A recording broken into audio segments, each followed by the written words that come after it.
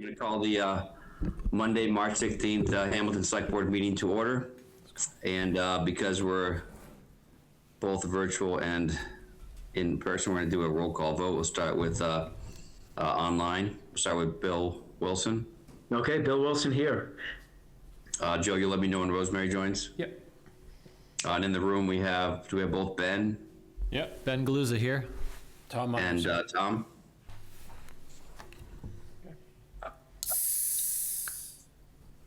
I did not hear Tom, but Oh, yeah, Tom Myers here. Yeah. Yep. All right. We'll start with board and committee openings. It's a long list, so I'm going to read them all here. The Affordable Housing Trust has one opening. The Conservation Commission has two openings. The Community Preservation Committee has two openings, one opening for a member of the Historic District Commission and one opening for an at-large member. The Council on Aging has one opening. The Essex North Shore Agricultural and Technical School Committee has one opening that is done through the moderator. The FinCom, the Finance and Advisory Committee, has two openings, which are also through the moderator.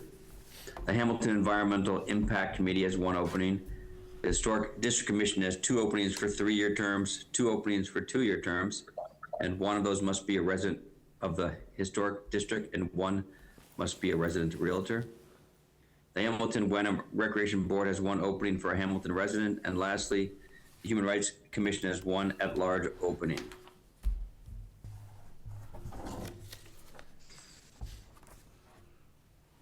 All right.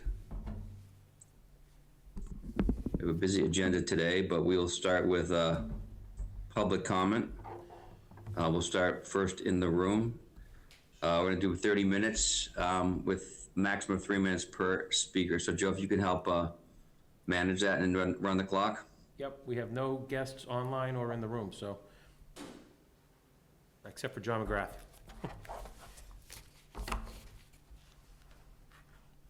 Nobody present, Bill. Oh, wait a minute, Michelle Hogan's coming in.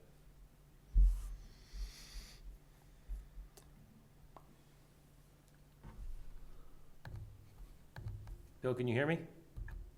Yeah, I'm gonna turn my camera off because I have a bad connection. Okay. All right. Just for those who just joined us, we're in public comment. If anybody wants to make a comment now.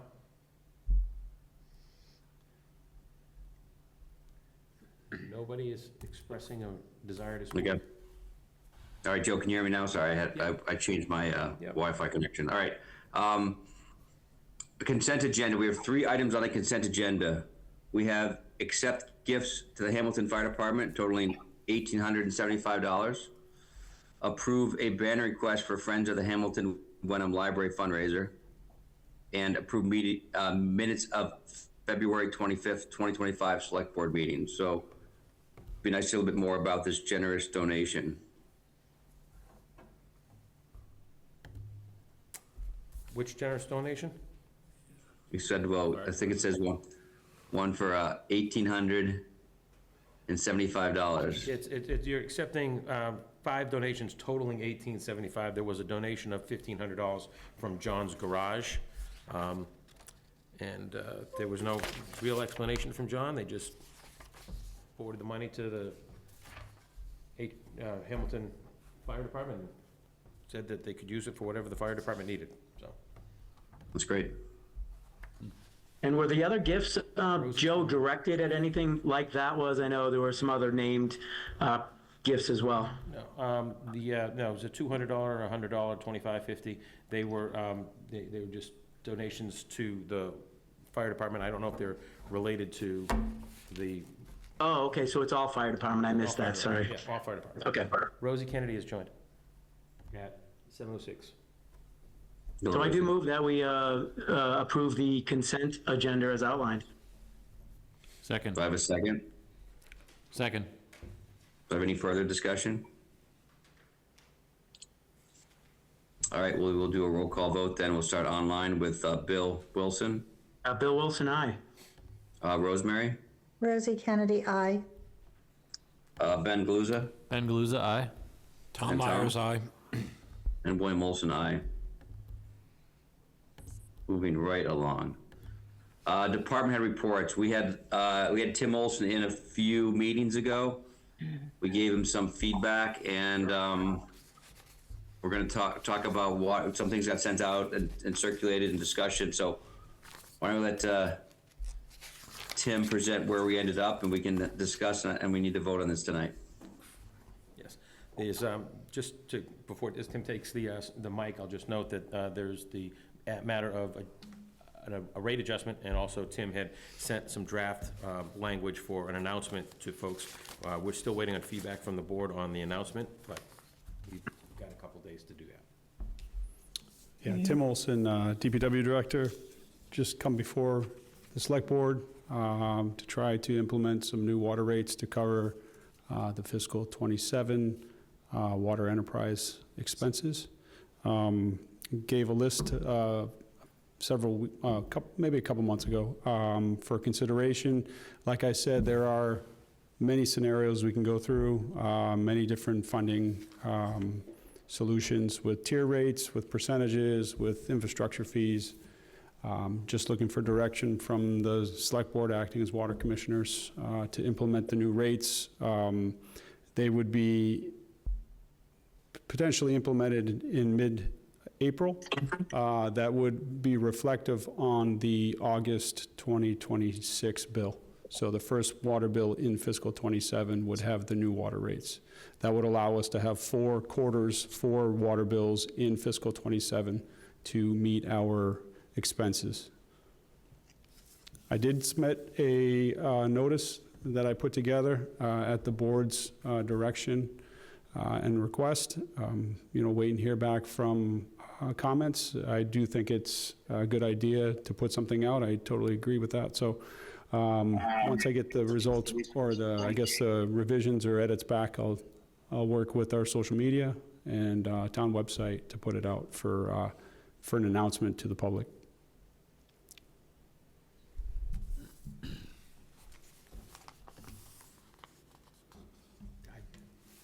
Interested to hear from the board.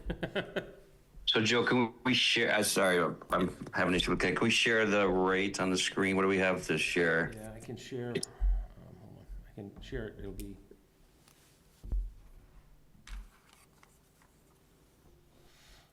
Okay, so.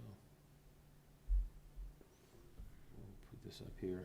So there's, as Tim had mentioned, he offered 4 different options, but you guys can play with the rate here. Option 1 is a $40 infrastructure fee and an increase, in base rate of 30%. Option 2 is a $25 infrastructure fee increase and a 15% rate increase. The option 3 is a $25 infrastructure and a 10% rate, tier 1, 2, and 20% for tiers 3, 4, and 5. And option 4 is a 15% infrastructure increase with 20% rate increase across the board.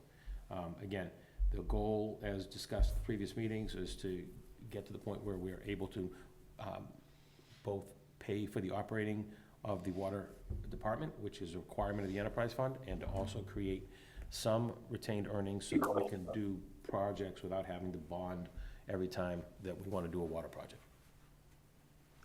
It sounded like we were, oh, sorry, Bill. Can I just jump in? Yeah. Go ahead, yeah, go ahead.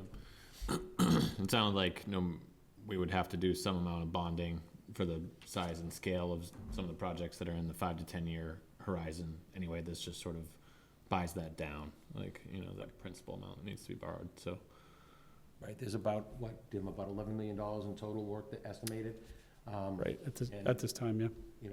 The upgrading transmission lines across town is something that's going to be ongoing for the next several decades. The pipes, many of them are still 50, 60 years old and older, so those will eventually have to be upgraded. The water tank at the top of Browns Hill is going to eventually need to be replaced as well. That's a large ticket item. We'd love to be able to do water transmission lines a little at a time with money that we've saved in retained earnings and protect the ability to borrow for larger projects like the water tank. right. And how much, so in the enterprise fund is there a delineation between just general operation costs or like, infrastructure projects, or is it all kind of commingled? So all the money that gets collected by the Water Enterprise Fund is there for the use of the Water Enterprise Fund. It can be used to pay for projects, it can be used for operational costs, it can also be used to offset debt. So the town had instituted the infrastructure fee several years ago as a way to ensure that we're collecting enough money to pay for the debt service that we've already borrowed against. Yeah. That's why Tim's sort of hinting at an adjustment in the infrastructure fee now, because that's really just holding steady. It's not really building us up any ability. And remind me, I know we went through these figures last time, but in my head, it's like we've replaced like something like 60,000 linear feet of pipe, Correct. and then, Yep. Over the last, since 2012. and that ran us, that was like kind of a So single. I know we asked you for a lot of options. Sorry, Ben, if you're still going. No, I just want to like wrap my arms around it, sort of like the scale of numbers was kind of $6-7 million. Is that right? Like, So there was two bonds for $5 million apiece. There was $10 million that we used to start those phases of water system improvements. We then, more recently, maybe 2018 maybe, we did bond some more money for the upgrades at the water plant, yeah, and then again for the GAC filtrations. Yeah. So it was 10 million plus. You're probably looking at for all the work that we've done since 2012, probably around 14 million. and are we about halfway through, like, just like in terms of like the linear footage? Remind me again, like, for replacement of, Yeah, I think, off the top of my head, I think we still had a good, probably double what we've done, at least. third of the way through. Probably, yeah. That's fine. I just Yeah. like wrap Yep. my arms around it. And how much debt service do we have right now? We've got about $8 million out in debt, and Okay. 8 to 9, and a big chunk of that will drop off around 2030, which would be a good time for us to bond another project and then be able to utilize that freed up space. But in the meantime, we're also trying to keep the retained earnings up enough to get to a point where, I mean, a good water main project, linear feet of replacement line would probably run us $2 to $3 million. And right now, above the 20% that we have to have in retained earnings, we've only got about 400,000 or 800,000, I can't remember which it is now. I think it was like 800. About 800,000, so we're not quite halfway there. Okay. So part of the reason we need the increase is so that we can get there in the next year or The two and run a threshold. project. Okay. And there's sort of an economy of scale, I imagine, as well, right? Like, that's why you're saying, like, do it in at least kind of, in today's dollars, probably like $3 million chunks, so that you're not just doing one little mobile, like, segment at a time. It's like, Yeah. do a big, Plus, it costs us a lot less to do it if we're paying for it up front. If we're bonding it, we're gonna pay that bond over 10 or 15 years, and then that's gonna cost us more. It's actually gonna cost us more to do $3 million worth of work. It'll cost us more like $4 million to do $3 million worth of work. If we can have the $3 million, yeah. we can get it taken care of. I mean, the way we phase projects are, if we're going to be in a neighborhood, we'd like to finish the neighborhood instead of, do half of it and then come back 2 or 3 years later to do the other half. I mean, if we're in there, we should get in and get out. It's construction, it's inconvenient. Yeah. So the 2 to 3 million is a good project that gets very good amount of interest, competitive bids. Okay. It's big enough to get some people hungry for it. All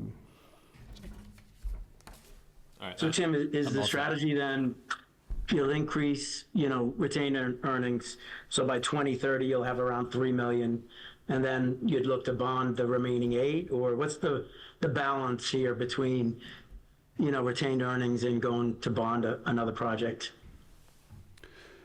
I mean, How much will it increase every year over the next 3 years, retained earnings? It looks like to me, from what you guys just said anyway, you're trying to get that number to be 2 or 3 million by 2030. Is that accurate or not?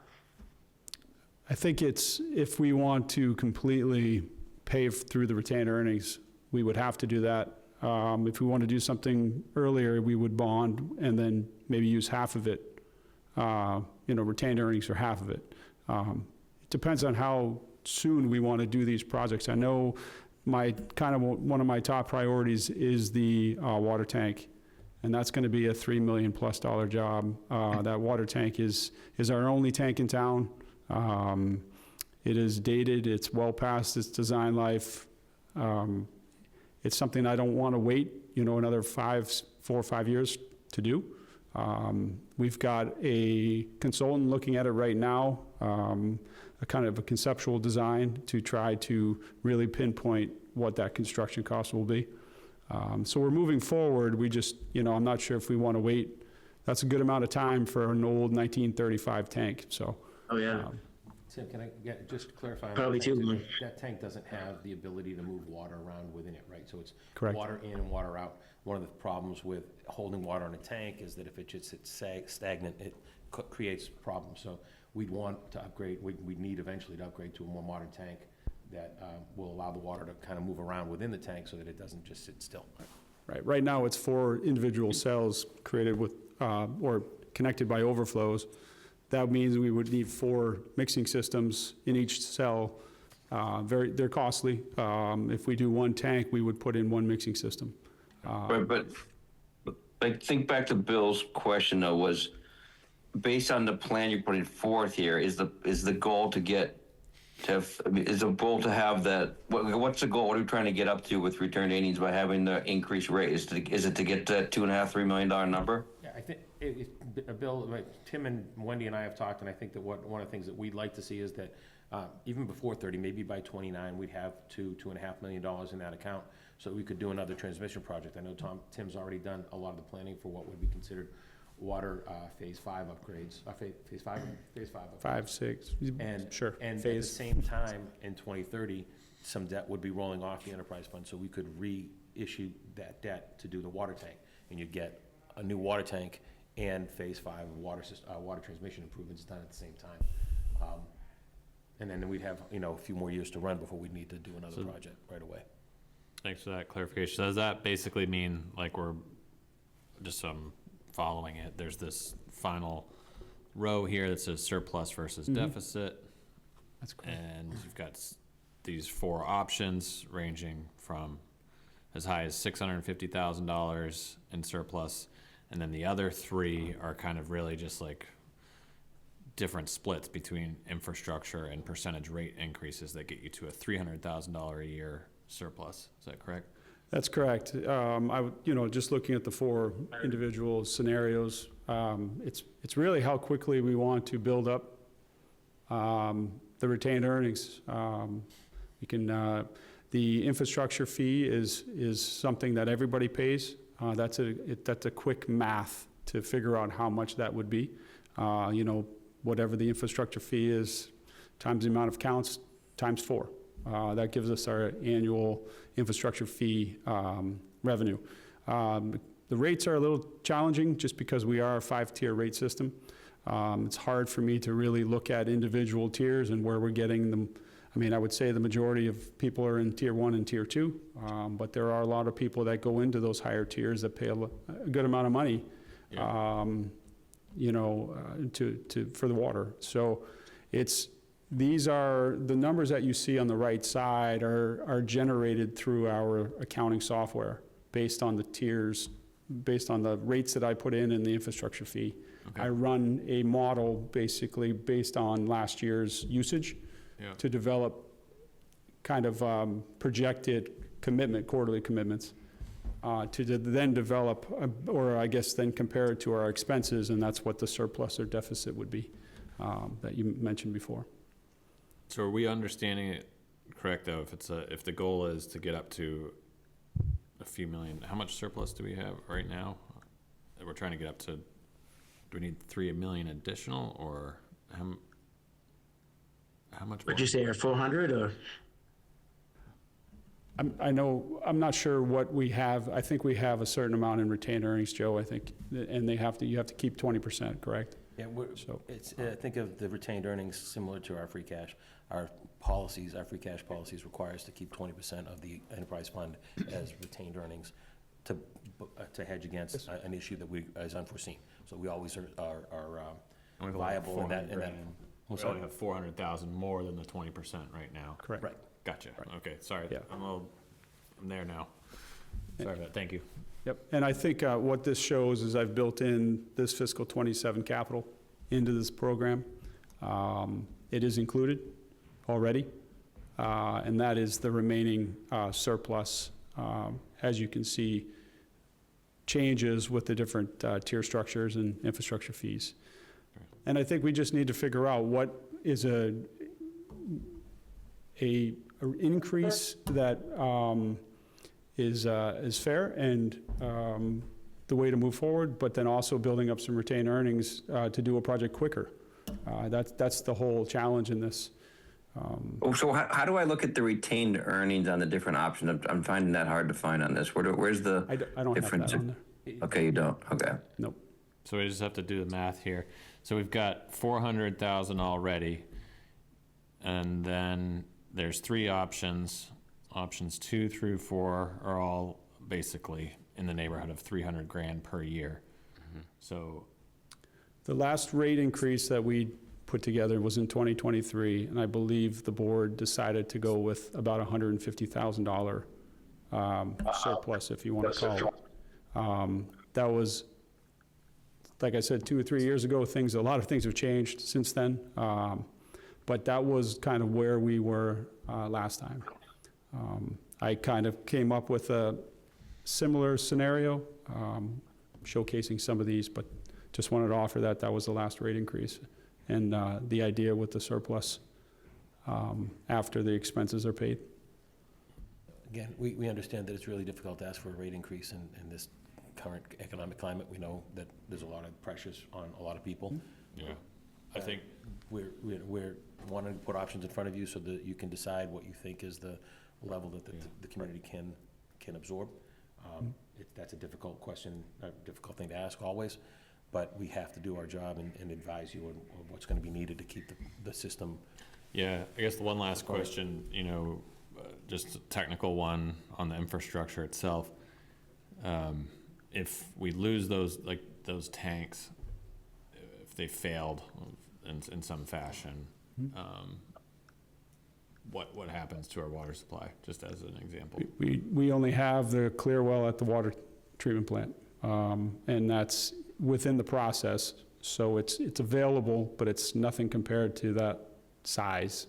Right. I think it's 300,000 gallons, something like that. But Cause water pressure issues. water pressure issues, because that's the highest point in town. That's a good point. But our fire flow, that's the concern, is being able to produce the water if we do ever have an emergency in town. That's where our storage is. Yeah, got you. We do have interconnections, we can, mutual aid type, but like we've talked about at other meetings, the neighboring communities they don't have a lot of water either. So it's there if we need it, but we won't have anything local. So the one scenario I did not do, and to Joe's point, is I did not do a break-even scenario. I can look at that if we want to just cover expenses, and that's what we want to do. I probably should have done that as part of this, looking back, but just wanted to offer kind of some ideas. But that is something that I did not put together. When's the last time we had a break-even water fee? That's had been a long. We haven't typically operated with a break-even. Yeah, and I think, Tim, Bill, my first year here, 2019, early 2020, we brought, and it might even been 2019, we brought you a request to increase the rates because the rates had not changed in 10 years. 2020, yep. So it was a big jump at that point, and we agreed, the board had agreed that rather than wait another 10 years, you wanted to look at this every other year or so and make minor adjustments to try to make sure that we're staying on the right side of the line. In 2020, when we came to you, we were kind of at break even and barely creating any retained earnings. So now we're in a better spot than we were in 2020, but we made the adjustment in 2023. It's 3 years later again. It's a good time to look at it and see what we think we can do. And are we? You guys have stayed to the right, though. I think you've done a good, we're not building the retained earnings, I get it, but tell me, sorry, Bill, I'll stop. 26, is that a budget or a forecast, or are they one and the same thing? I didn't hear. Where are we gonna end 26? 26, we're close, but I believe we're going to be fine. Wendy and I are tracking that presently, but I think we're in good shape. I do have a little bit of capacity in the budget just because there is an open position that I'm looking to fill. But there is some, I've been tracking, and I think we're going to be in good shape this year. Okay. We're able to take advantage of some grants as well this year that I always look for grants to try to minimize the amount of expenses. We were able to get those this year. I can't guarantee we'll get them next year, but we'll go after them. But we also have a little bit more maintenance and operational maintenance with the GAC system. That is, like I said, working great. It just costs money to maintain. You know, that was something that we, I think, had a grant for the filters. The Filtronics filters is an every 5-year change out. We had a grant for that as well. So there are certain items and ability out there to get some money. I just can't guarantee that that program's going to be there and we're going to be successful. Hey, Joe, there's a, I know I'm trying to get it. I know I'm. Somebody's hacking in on your videos. Can we cut those off? I got Planning 'em. board had the same issue the other night. Yeah, we got the video stopped, and now we will, we won't let it back in.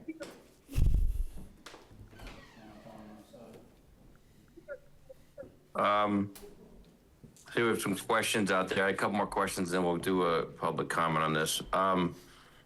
So are we looking at freezing, or what, if we agree to a rate change tonight, are you guaranteeing that without some catastrophe, you're gonna maintain that rate for 3 years, 4 years? Like, what kind of guarantee can we give our community if we vote on this, that unless there's some major catastrophe, we're not gonna look to change the rates?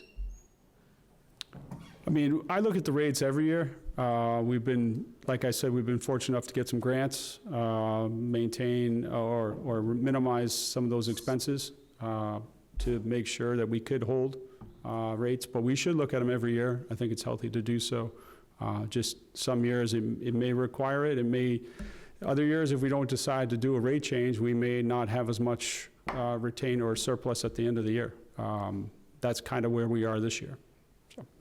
So we're not looking to lock this in. We're only voting for until we vote again kind of thing, Correct. which could be a year, it could be 3 years. Okay. Yep. And,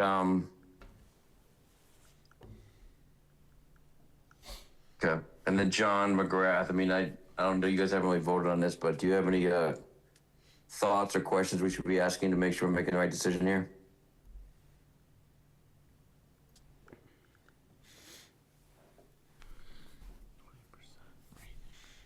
Is he frozen? I think might it be a. John, sorry. I see him Oh, looking there he is. He's through. moving.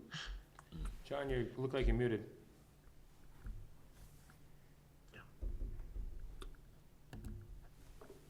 While he's figuring that, when we do bond, how many years do we do that for?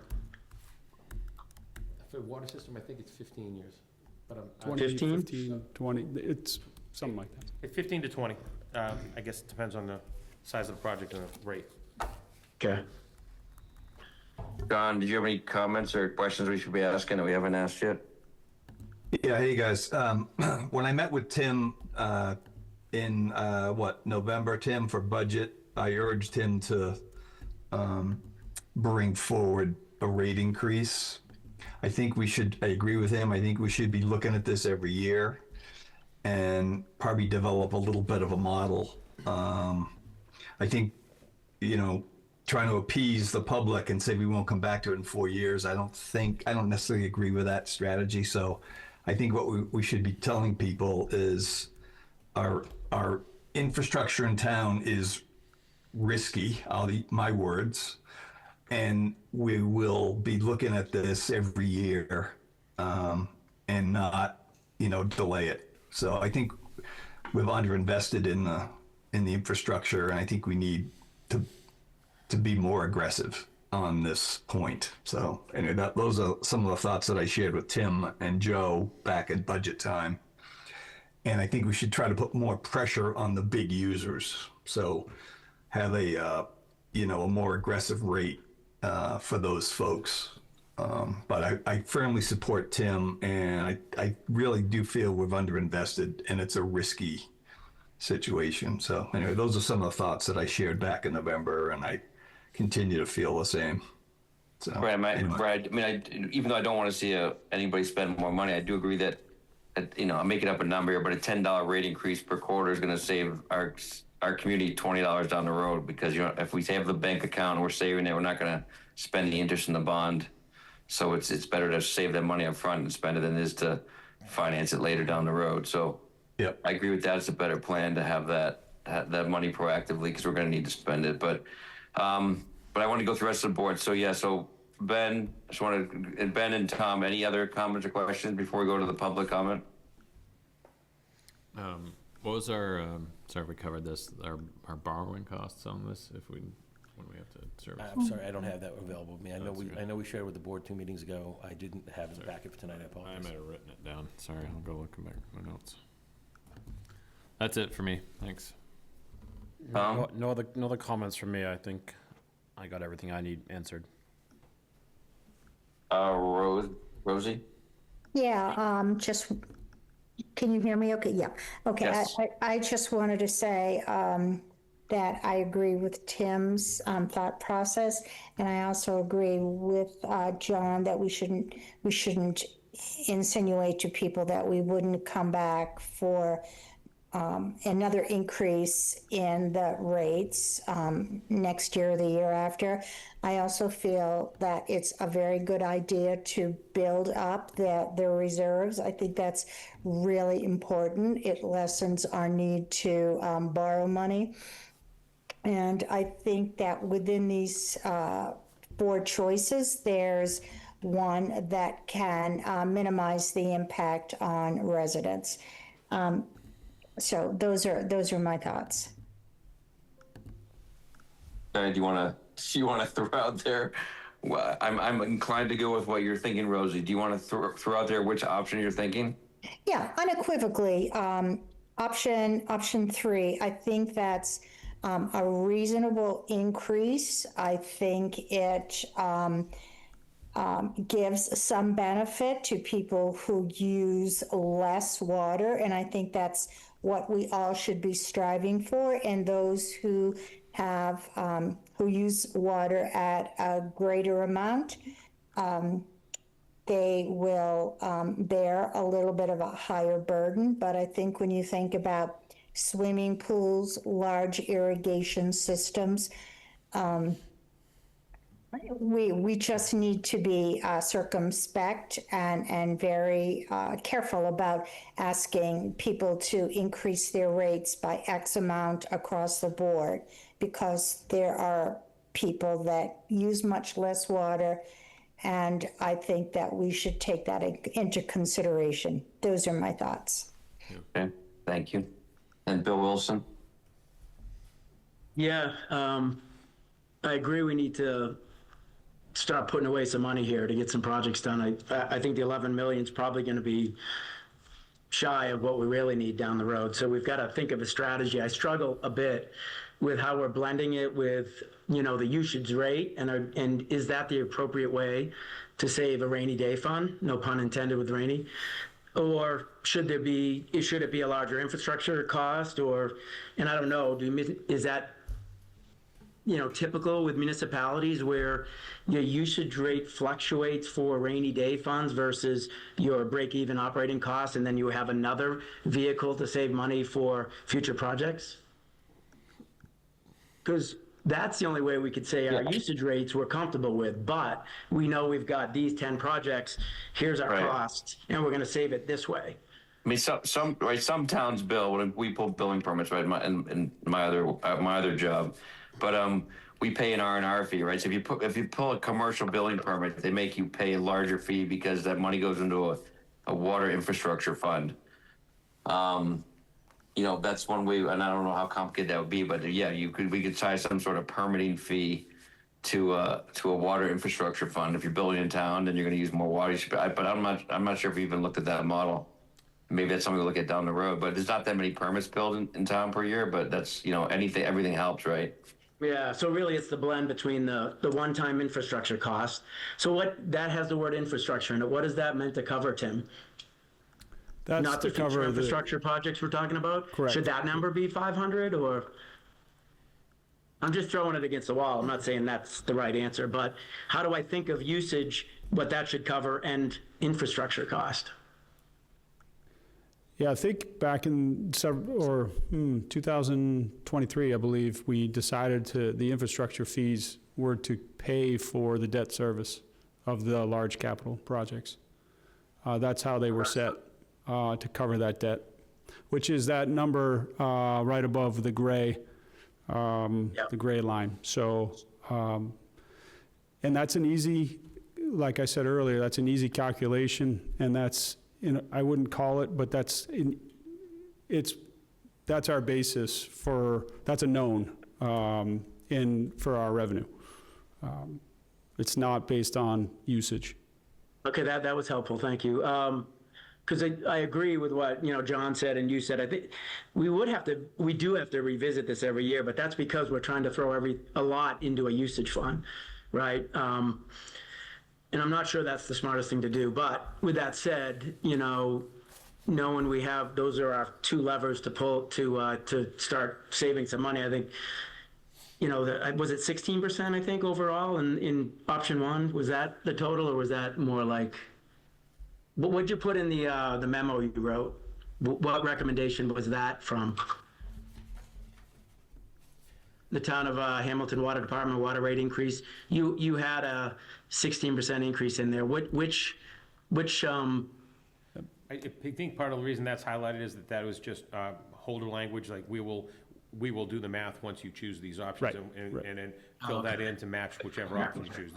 This was a draft of the memo that will go out to every water ratepayer, but some of those numbers will change based on your vote tonight, so. What's a non-resident fee? Like, how does that come into play?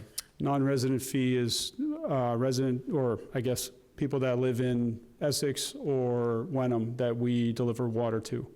So they pay an extra fee to receive Hamilton water. About how many properties is that in total? Like, It's a handful. I would say no more than 20, 15 to 20. It believe. kind of came up because of the way the water systems in each of the three towns were built up over the years. You have for instance, Wenham residents along Walnut that are closer to the Hamilton water supply, and is easier back then for the town of Hamilton to provide water to those homes than for Wenham to run pipe all the way from the other direction. Same thing happened with Essex and towns around our side of the Shabaka Lake. So we charge slightly different fees to those non-resident ratepayers. Okay. But it's not a significant number that would really impact how we're able to save. I guess go ahead, Bill. Sorry. No, I was listening. Sorry, I coughed. I think one's way too high.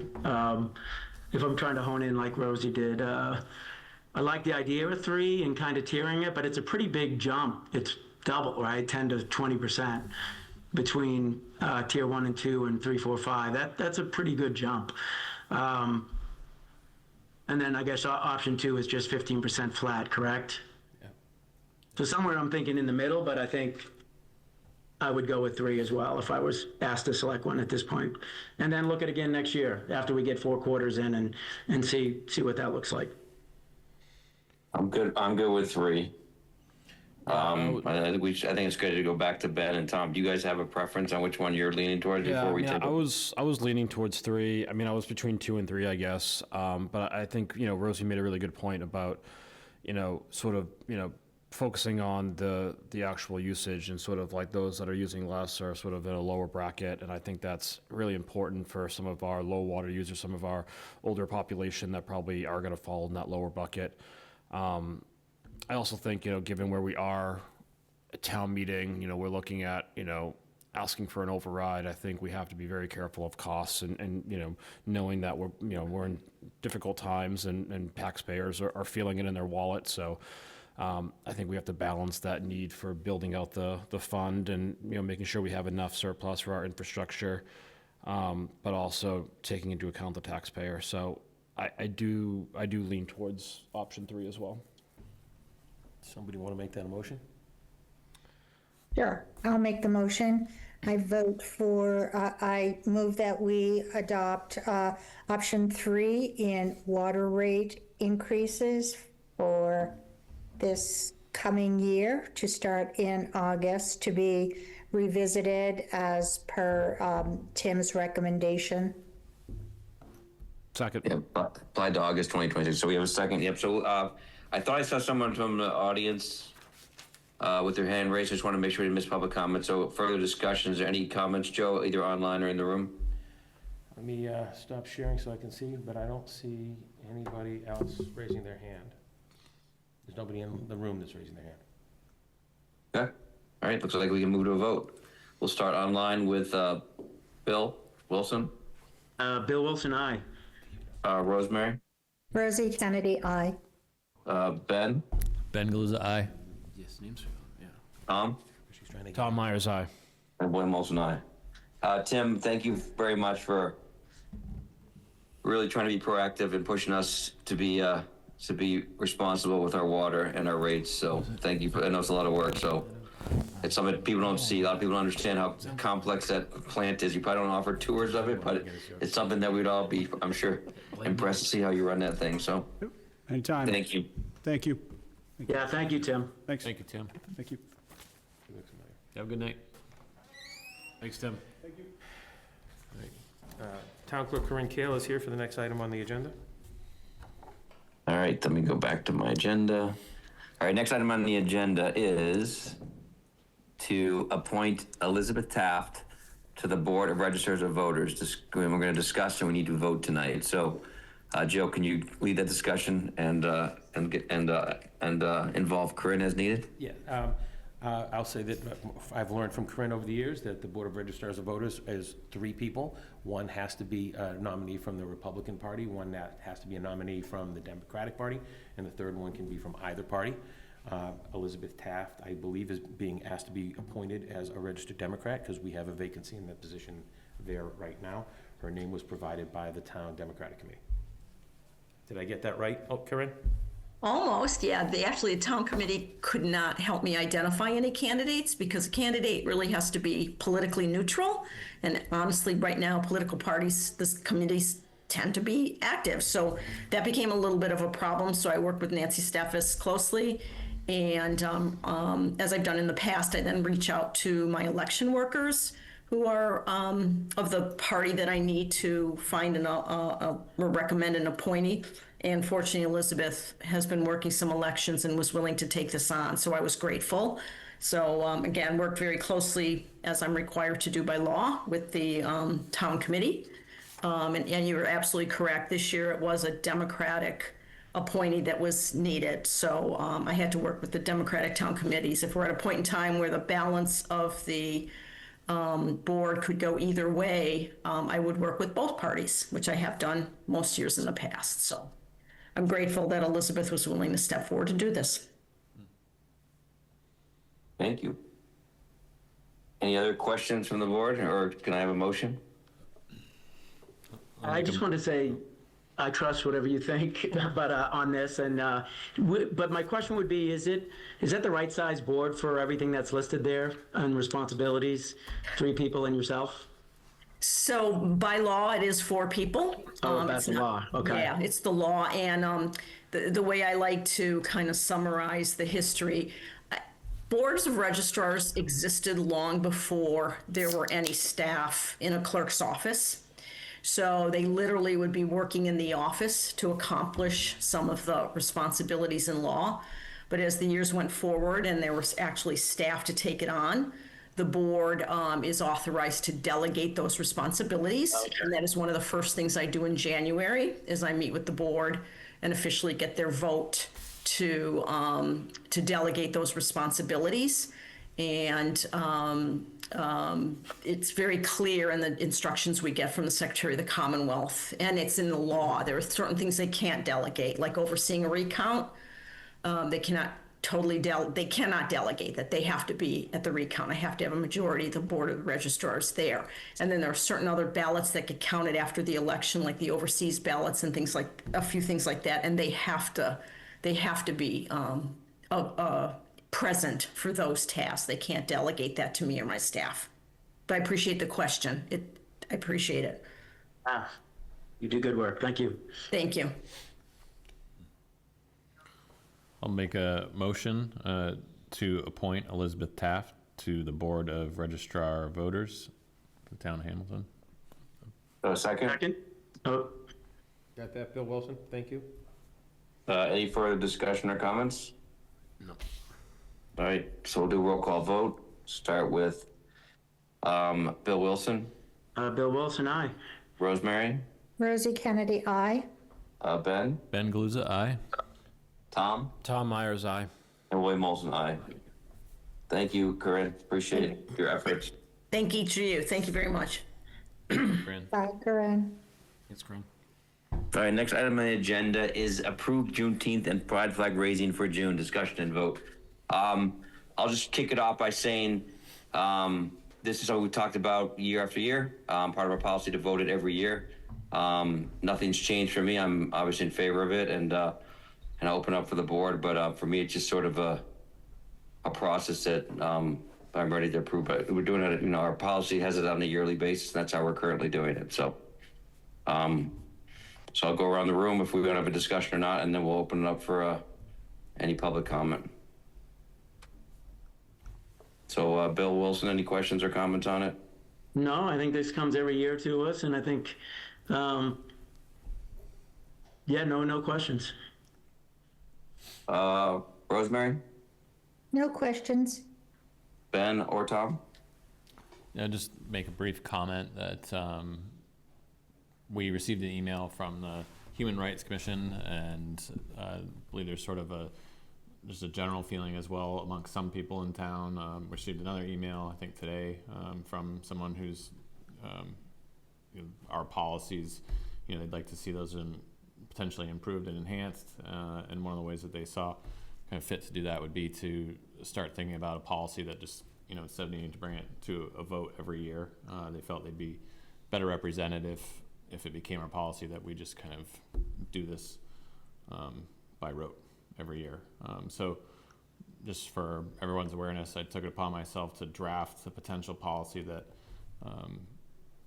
just makes it kind of by edict of the policy that these dates we fly these flags, but it's more comprehensive than just these two items that are on our agenda today. I've included a lot more as well about sort of where the American flag sits in that, where POW or MIA flags sit in this, and sort of following best practices that national government and state government are currently following. So I submitted it to Joe to just get legal counsel review on it to see what we can and cannot do. So just thought we'd kind of kickstart the conversation on that. And it's not something that we need to vote on tonight, but I think it's something we should be thinking about.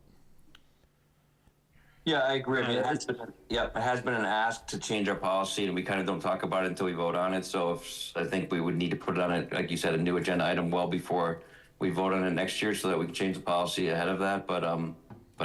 So let Joe look at it, let our council look at it, and we can put that on a future meeting well before next spring.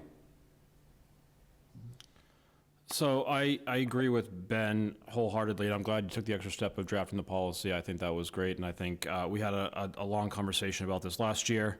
So I'm 100% in agreement that this should be just an annual thing that we do, and that it shouldn't have to be something that comes back every year for a vote. I think it does a disservice to this community and to this board. I think, we want to show that we support our community and these groups that that are represented by these flags and on Juneteenth. So I think that we should have it be an annual process. And I think the fact that we bring it back every year, and even though I know and I'm confident that we will approve it tonight, the fact that we even have to have them come here and deliberate and make a vote, I think is disrespectful. And I think that we should have it be an annual process. So I would go even a step further, and I think that as part of the vote tonight, the board should commit to the annual process pending legal review of the policy. I think that we should, take that extra step tonight as part of our vote and say that we will make sure to take every legal avenue to make sure that that is our policy and pending review of legal counsel. So I think that effort is needed, and I think it's well overdue. The fact that I have not even seen it, I'm not ready to go say anything of that nature. I agree with everything you said, though, that, we every year we vote for this, and we should bring it up, like Mr. Olson said, and have a discussion on it. I mean, tonight we voted for a banner for a book sale. Every year we vote for, seniors to have their pictures along the street. So we vote for a lot of things, and we should look at everything and decide what needs a vote and what doesn't. But I think it's a bigger discussion and not an emotional one, if you will, to just kind of say now that we're going to have that intent. I haven't even read it, so. I purposely. I think the intent. I think we could agree the intent that we would put it on a meeting, and we can make that within the next couple months. We'll put it on a meeting agenda when it's right. I have no problem with that to put it on a meeting agenda. Exactly. Shame on us for not after I remember that discussion last year. It was lively. We should have brought it back and revisited the policy. I mean, when the policy is from 22, I think.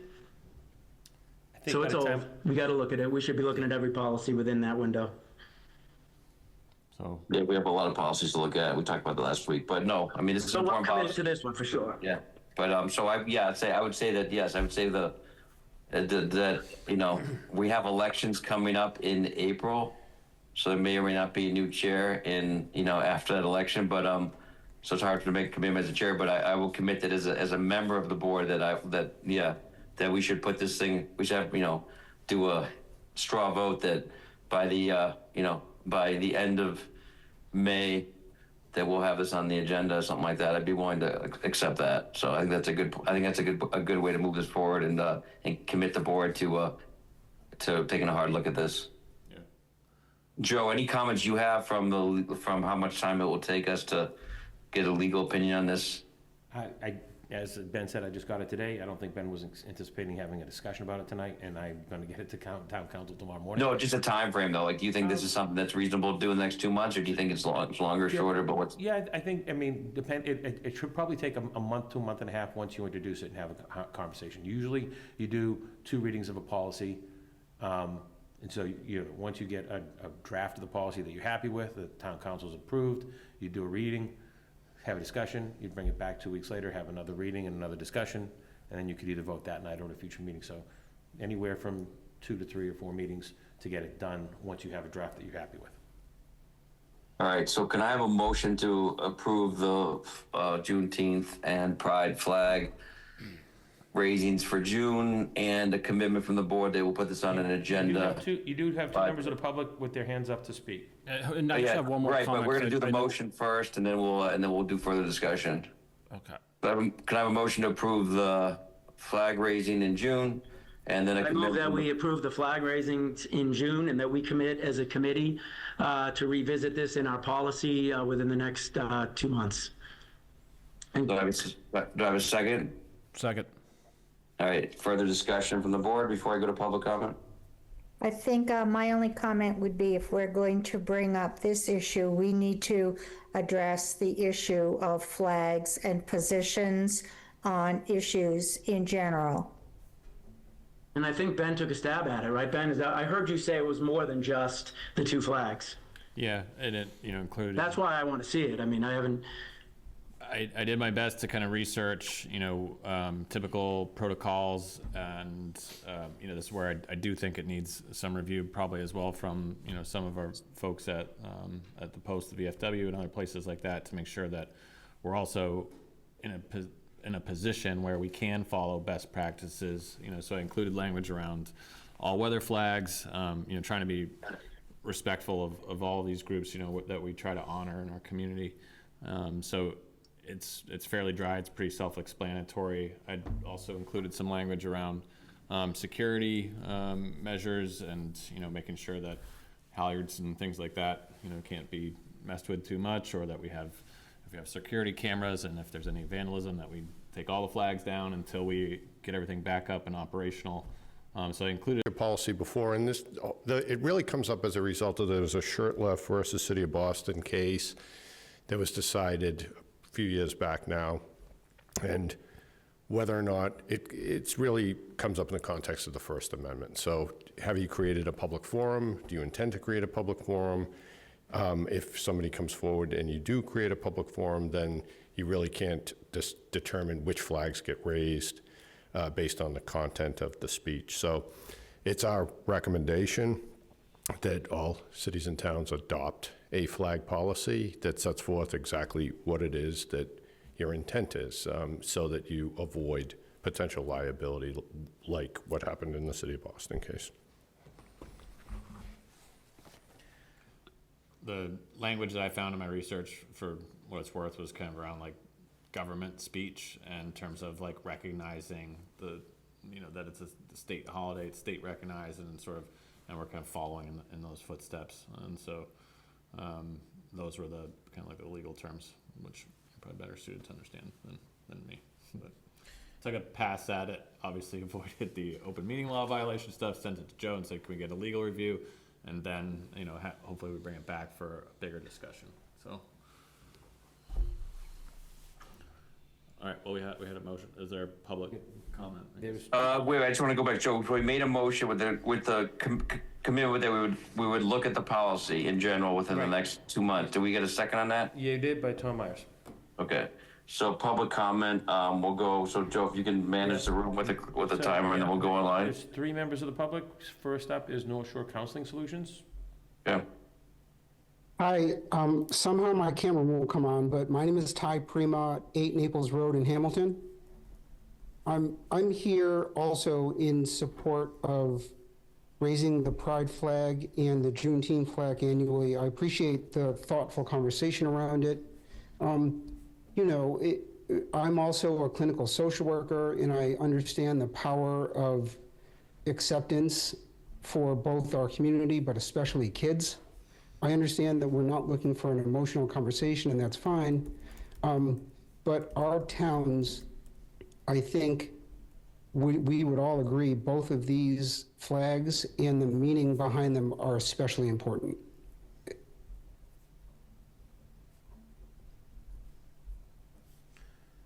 Then we have Anna Seizik. Hi, everyone. Anna Seizik, 227 Highland Street. Thank you, as always, for the opportunity to speak. I have a comment, but before that, I actually have a point of order for Mr. Olson. I pulled up the policy in the background here, and there is no such language in the current policy that requires an annual vote. The language simply says the motion must be made by a member of the select board, references flag policy, references U.S. flag code, POW, MIA. I would love to know the provision that you're referencing in the current policy that requires an annual vote, because I'm not seeing it. It's a time duration. The policy is about a time duration. So we vote for a time duration for the flag to be flown.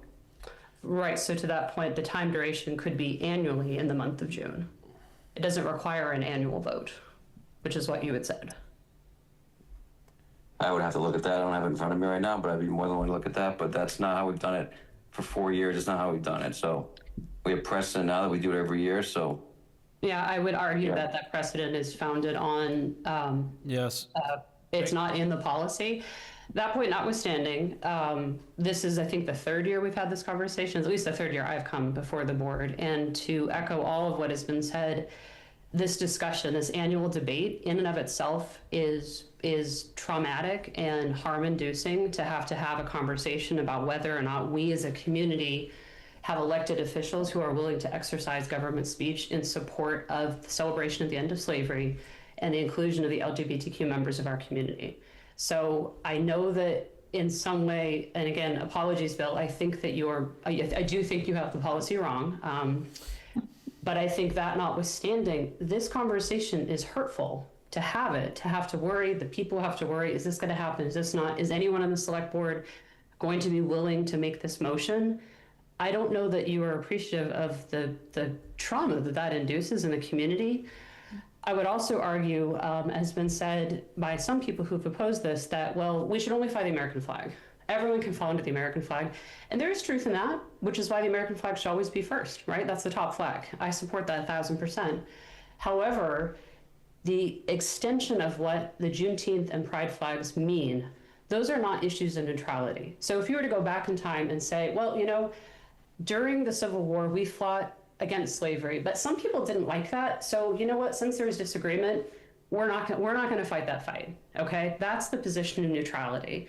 If you go back to 1969 and you go back to the recognition of gay marriage, there are still people to this day who strongly oppose gay marriage. If the board adopts a neutral position and says, you know, I don't know if we should have to fly these flags or think about these flags, some people oppose it. Yes, there will always be people who oppose it, but that's the whole point. That's why neutrality always favors the oppressor. That's the entire point of having these flags, is to show support for marginalized groups who have been historically oppressed, to celebrate what the flags represent. So to have to open up this conversation every year and have an existential conversation about whether the leadership of the town of Hamilton wants to fly these flags creates harm, creates stress, creates agitation. It sends a message that somehow these issues are still in dispute. And I don't think they are. I don't think they are by anyone in this board. But having the conversation suggests that they are. And I think that's harmful. I think it's false. And as a practical matter, if town council is here, you know, that flag policy is no more than 4 paragraphs. Again, there is no requirement for an annual vote. It simply requires a motion by the select board to specify a time duration. It does not require an annual vote, so I would take issue with that interpretation of the policy. I think you should move on it tonight. I think you should make it annual tonight. That's always been my recommendation, and I think I've made that point for 3 or 4 years in a row. Thank you very much. Catherine Spanu is next. That, well said. Catherine Spanu is next. Good evening, everyone. Thank you for your time. Catherine Spanu, I live at 277 Linden Street in Hamilton. I think a lot of what I think has already been said, but I just want to reiterate, very supportive of flying the flags.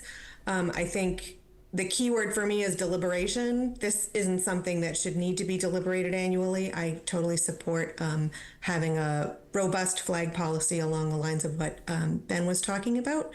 And I thank you for your time. In the room, we have Jamie Knutson. Jamie Knutson, 14 Elliott Street. And just real quick, I agree with a lot of the things that have been said. I support that it be done sort of in perpetuity for a lot of the reasons that have been said. Obviously doesn't mean that perpetuity doesn't mean forever, but it means until a future vote, right? And I don't necessarily think I don't think it needs an additional policy, but respect the board for taking this up and for considering it, and I'll defer to the board, and I look forward to the new policy that's coming down the road. I wanted to point one other thing, and I'm actually excited to hear about the security measures and things because, and I think this is important in just in the context, right? I mean, the rights of some marginalized groups, including LGBTQ, are really under greater attack this year than I think ever before. And within the last year, when we flew the pride flag last June, it was vandalized, stolen, and as was the pride flag at the Hamilton Wyndham Community House. And that's why we need to continue to support this. Thank you. Hey, Jamie. Bill Ty is asking to speak again. I think he got cut off. Yeah, I think he got cut off, yeah. Yeah, no, I apologize for taking up so much of your time. This, I see these moments as really important. And the hopeful part, I think, is that our towns have an opportunity to make sure the people that live here know that they are accepted and are loved here. And it's a real moment, and especially today when we know kind of the challenges of the world, if you will. And I'm not going to go too far into that, but I think it's an important message and allowing flags to be flown honestly forever is an important message. In the room, Katie Knudsen. Can't just let my husband speak. My name's Katie Knudsen. I also live at 14 Elliott Street in Hamilton. Jamie and I have raised 4 children in this community who are now adults. 2 of our children are Black, 2 of our children are gay. Our children are productive members of society and of this community. Our daughter Lily was the salutatorian of Hamilton Wenham. Our daughter Aaliyah leads lots of Hamilton Wenham kids through the ropes course at Project Adventure. Our son Jacob is currently coaching Hamilton Wenham freshman basketball. It seems to me just kind of ridiculous and offensive that this board yearly discusses whether the identities of our children and other members of this community should be celebrated. It does not diminish other people's identities when we celebrate the identities of LGBT and Black members of the community. It's not the purview of the select board to decide whether Pride Month and Juneteenth exist. They exist. So it seems to me this discussion is really about whether the board feels it's appropriate to acknowledge these holidays, and that discussion does feel offensive and harmful to me. I would really hope that we would think about our town's identity when we have these conversations. Do we want to be one where we have those conversations about whether we're going to acknowledge holidays that exist, that celebrate people who live here? I really do hope that we make a decision to be welcoming and loving to everyone in this community and to not continue to annually discuss this. Thank you.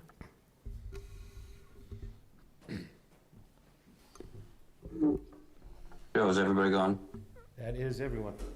Yeah, I mean, I appreciate everybody's comments. I mean, I just, and you know, somebody used the word emotional, not emotional. I'm just gonna go more pragmatic. I'm gonna put the spin on I'm gonna put is that we vote every year, and it was a positive conversation. I mean, this board enforced it. Everybody was for it. Nobody spoke against it. So we're enforcing and supporting this, and we're not voting whether it's a holiday or not. We're voting whether or not we're putting a sign somewhere or a flag somewhere. So, I mean, it's something we've done every year for the past 4 years. So, I mean, I you know, it's unfortunate that people feel hurtful that we're sitting here enforcing and promoting it and backing it. But if we want to look at the policy, I'm only one of five members. We want to look at the policy, look at the policy. But I'm not prepared tonight to break precedent because I haven't looked at that interpretation well enough. But I 100% support. I've supported it every year. I wrote the policy. You know, I was the one behind the policy to make sure we could have the flags fly. So, and I think that by supporting it and emphasizing it every year at our select board meeting is an important thing to do.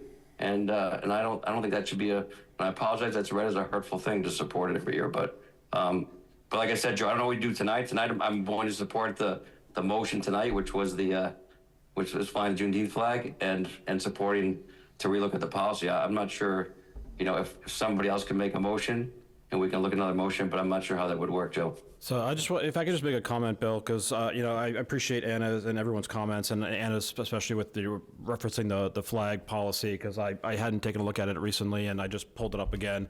And I guess this goes back to my comments for town council, because when I'm asking about whether we need a specific policy to address flying this in perpetuity, I guess my question was, you know, what in existence to what we already have in place. And I'm looking at the policy now, and Anna's correct. There's nothing in here that puts a time limit, and especially actually under section 4, it says that the select board shall determine a reasonable and customary for this, the Commonwealth flag should be displayed for a period of time that is reasonable or customary for the subject that is commemorated, which determination shall be made by the select board. So it sounds to me like we already have the authority to determine the time period, and we can send a message here today that we are going to fly this for in perpetuity or until a future board decides that's no longer a priority. And I think that's an important message, and I don't think this is an emotional decision. I think this is one that's going a welcoming decision, as has been pointed out, of respecting all the individuals in this community and knowing that that is important. And that is important that we put that up there, and we don't have to come back here every single year and deliberate and say we are going to make it, even if we're 100% confident that every single person on this board is going to say yes, we still have to have it on the agenda. We still have to make a decision. We have to deliberate. We have to vote on it. And to me, that is disrespectful to our community. And we as a board can send a message today that we are a welcoming community, that we're willing to accept everybody in this community, and we will fly those flags every single year until some other future board decides they're no longer a priority. And that is what I think we should do today, and we send that message today.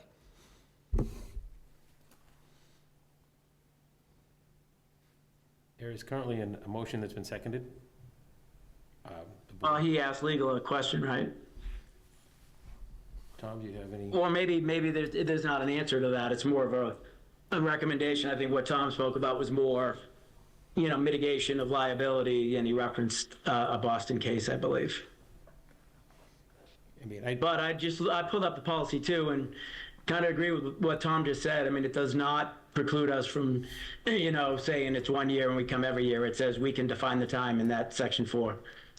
I mean, if council thinks it's a good interpretation, someone's willing to make a motion, then someone should make a motion. This has not been on our calendar to discuss. I think there are a lot of factors at play here, and I was under the impression that we were voting on these 2 flags to be flown in June. We were not voting to alter the way we enforce a policy today. I think there are a lot of issues that we need to discuss, and I think that we should stick to the original intent of this issue on our agenda for this evening. So I don't think we need to discuss a policy, because it sounds like, Ben did put together a draft policy, which we can certainly consider in the future. But my understanding is that we have a policy in place that's live and active, and it provides us the authority to make a decision on how long a flag should fly. And tonight, we should make a decision that every year going forward until otherwise voted against, we should fly the pride flag starting on June 1st of every year, and the Juneteenth flag on Juneteenth of every year. And that should be the motion, the decision of this board tonight. I disagree, because we haven't discussed other parameters in a general flag policy. I absolutely disagree with altering this policy to benefit a subset of the general population. It doesn't negate the importance of that part of it, but I believe strongly that we need to discuss the whole policy before we decide what we're going to do in perpetuity or until such time as it's changed in the future. I think the board should decide tonight, so I will make a motion to approve the Juneteenth and the pride flag in perpetuity, so that the Juneteenth flag will fly every year on Juneteenth, and the pride flag will fly every year on June 1st, and won't require subsequent approval from this board. We already have a motion and a second. Oh, I'd like to remember my Robert's rules. Do we have to dispense with the motion that's on the table already, or can we take a second motion? I can amend. Tom, please help me guide this. Sure. In my opinion, you can, rescind the prior motion if you wish to do so. Second, I believe on Tom's most recent motion, there should probably be a specific duration with respect to the pride flag. I think you said that it would start on June 1st. There should probably also be an end date as well. I have the same language here. That might also be helpful that I drafted. I guess, council, sorry, there's one last thing here that is important, like for us. It's not more important or less important, but it is an important consideration, as if there is legal exposure, that, like, if this is going to, and I didn't hear something unequivocally to that effect, that, we can, based on the policy that we currently have, that we're not creating any Right. undue, So- from a just. Sure. And I came here tonight because we were going to talk about the town meeting warrant. So I was not expecting to be questioned about the flag policy. So I haven't read the flag policy. We did work on it, of course, and assisted the board in drafting that and provided legal guidance in that with respect to that document. But I have not looked at it recently. So certainly something we would take a look at again, and certainly will, when Joe sends over the new draft policy, that's something we will look at and opine on as well. But as I stand here today, it's not something that I've looked at in recent. I would like to have 2 motions, one motion to do it this June and one motion to do it in perpetuity. So we can, so I think that's the right thing to do, but I'm one of 5 members and we already have a motion and we have a motion second. So who would need to rescind the original motion? Is it mine? Do I rescind it? You made the motion, Bill. I rescind my original motion. But I do want to ask one thing, Joe. Was there Something in our agenda or just a line item in the agenda that spoke to was where just they, you know, just for everybody to see, like yeah. what the date they go up, it comes down, where it Yeah. hangs, that pattern, that type of stuff. The only thing, references this, is the agenda item says approve Juneteenth and Pride flag raisings for June, discussion and vote. That was how I was asked to present it, because nobody had approached me that they wanted to redraft the policy until today. So that wasn't, this was just new conversation, so. So sorry. So back to what my suggestion. My suggestion was have two motions. One motion as we've already moved it, and a seconded, and then a second motion if we want to make it in perpetuity. But I would like to do them as separate because the intent when we came tonight was to vote for this June. Intent was not to vote in perpetuity. So if we want to make that interpretation, as part of me, I'm willing to consider that motion, and the majority of the board can speak to it. But I think we still need to vote on the original intent, which was the intent that we've had precedent over since we passed the flag policy. So we can do that, then let's finish that if you'd like, and then go to the second one, right? So we have a first and a second if you want to do a roll call for that. If everyone agrees, that'll be. No, we've already made the motion, seconded, so we're going to vote on that unless you rescind. We'll really want to rescind it, and then we'll do it, and then we'll accept the second motion from Tom or Ben, whoever had made that. So why don't you take a roll call on the first motion? Yeah, if you want to amend mine, if you have language, I'll have some. All right, so we're taking a motion on flying Juneteenth flag for this June, starting June 1st. Do you want to vote the motion that's on the floor now? Right, well, wait a minute, Bill rescinded that, so he should revive that motion. Do you have a second or decision? I would just recommend, Chair. I move that we approve the Juneteenth and Pride flag raisins for June, for this coming year. This coming June. Do I have a second? Second, Okay, we'll do a roll call vote. We'll start online. Bill Wilson, Yes, aye. Rosemary, Rosie Kennedy, I would yay to the Juneteenth and nay to the we're Pride. just doing what? We're just. Oh, sorry. haven't made that yet. I have a split vote, so I'm not sure. I'll yay partial, nay partial. So I don't know what that would mean, but I think you're combining two things. You'll have an opportunity for the second half of the question, which is perpetuity. No, that's, This is not Purdue. This is This for this year. I two said. flags. We're For voting June. we're voting two flags. She's I know voting, that. Yeah, she's voting. We're voting two different flags. She's voting yay on one and nay on the other. So. Oh, I see. I didn't catch that. Yeah. So we'll come back to that.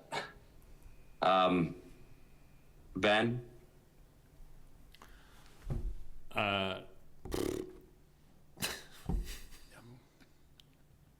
Sorry. So we have a motion on the floor from Tom that was not seconded. and- We have an original We're not motion there we're voting yet, on. Ben. We're not Come there on. yet. But we didn't. We made a motion. It was seconded. We're voting on the original motion. All If right. Tom wants to make a motion after that, we're willing to consider that. All right, then I vote in favor of raising the LGBTQ plus flag. I need an aye or a nay. Oh. Aye or nay. For both Yeah, flags. we already read a aye. motion. Sorry. Okay. Tom. I'm going to abstain on this one, given that I don't think we should be doing a one-time flag raising, so I'll hold my vote for the next one. Okay, and I'll vote aye. So it's 3, 1, and 1. Okay. And I'm going to accept another motion. I'd like to make an amendment to Tom's motion. Make a new motion because we didn't really consider it. So make a new motion. And I'll make a new motion that we follow an annual commemorative schedule in perpetuity, and that the following schedule shall be observed annually starting in 2026 until such a time as it's amended for the LGBTQ plus Pride Month of June, that the Progress Pride flag shall be displayed at Town Hall and at Patton Park from June 1st through June 30th, and that a formal community flag raising ceremony may be held at Patton Park on the first Monday of June each year, and that on June 19th, for the 24-hour duration of June the 19th, the Juneteenth flag shall replace the pride flag at town hall locations to commemorate the end of slavery in the United States.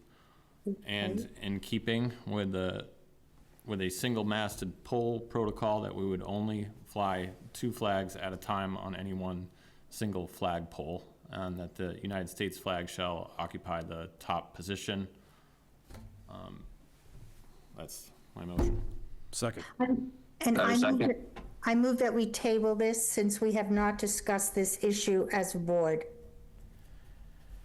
Table, I believe your policy is that one member can table a new item on the first reading, so the issue is tabled. It's not a policy, Joe. I said that's been your practice.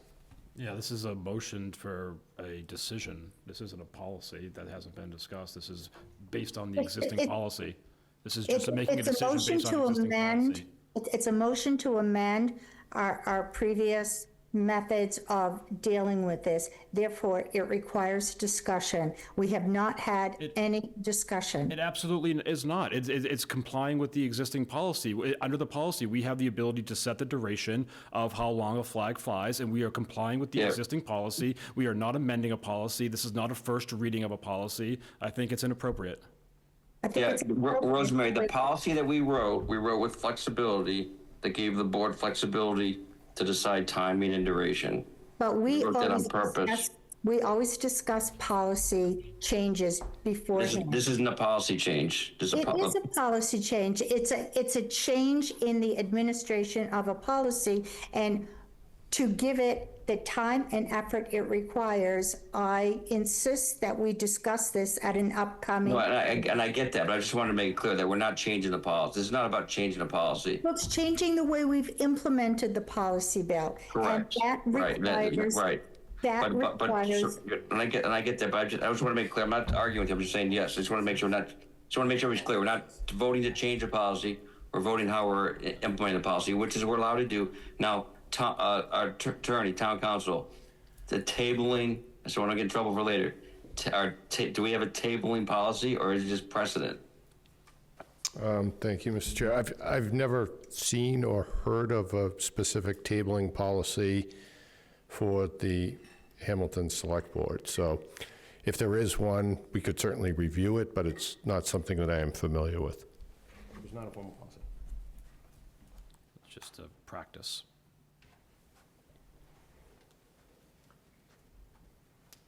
I will accept a motion to table it, and we can vote on that motion. Rosie's made that motion. I don't think we've ever had to have a motion when somebody opts to table something. I have given legitimate reasons. We have not had an opportunity to discuss this in regard to relationship to other flags and what the implications are. And I agree with you, but we're a board of 5. And I'm not disagreeing with you. I'm in the same position you are, but we're a board of 5. And so we're not changing the policy. And Joe did bring it to my attention last year that we were not executing our table policy correctly. That was not a policy. And I don't even know where it came from, but it came from somewhere that we were unfortunately, we've been misquoting that for years. We have interpreted the policy in a particular way, and that's our. But I'm saying we don't really have a tabling policy that we table something. That's somebody that came out of, somebody said it at one meeting and we went with it, but it doesn't actually exist as something that we need to do. So, and it hasn't come up again, obviously, until tonight. But we don't have that. That's not something that we, so if the majority of the board wants to speak to something, we have to go with the majority of the board. So we can make a motion. You can make a motion to table it. I wouldn't vote on that motion. So I make a motion that we table this until such time is in the next 60 days that we have a full and fair opportunity to discuss the implications of implementing this particular policy in perpetuity vis-a-vis other potential issues that are related to this, namely other flags, and how do we deal with that? I think it's an unfair reading of this, of flag policy in general. do we have a second on that?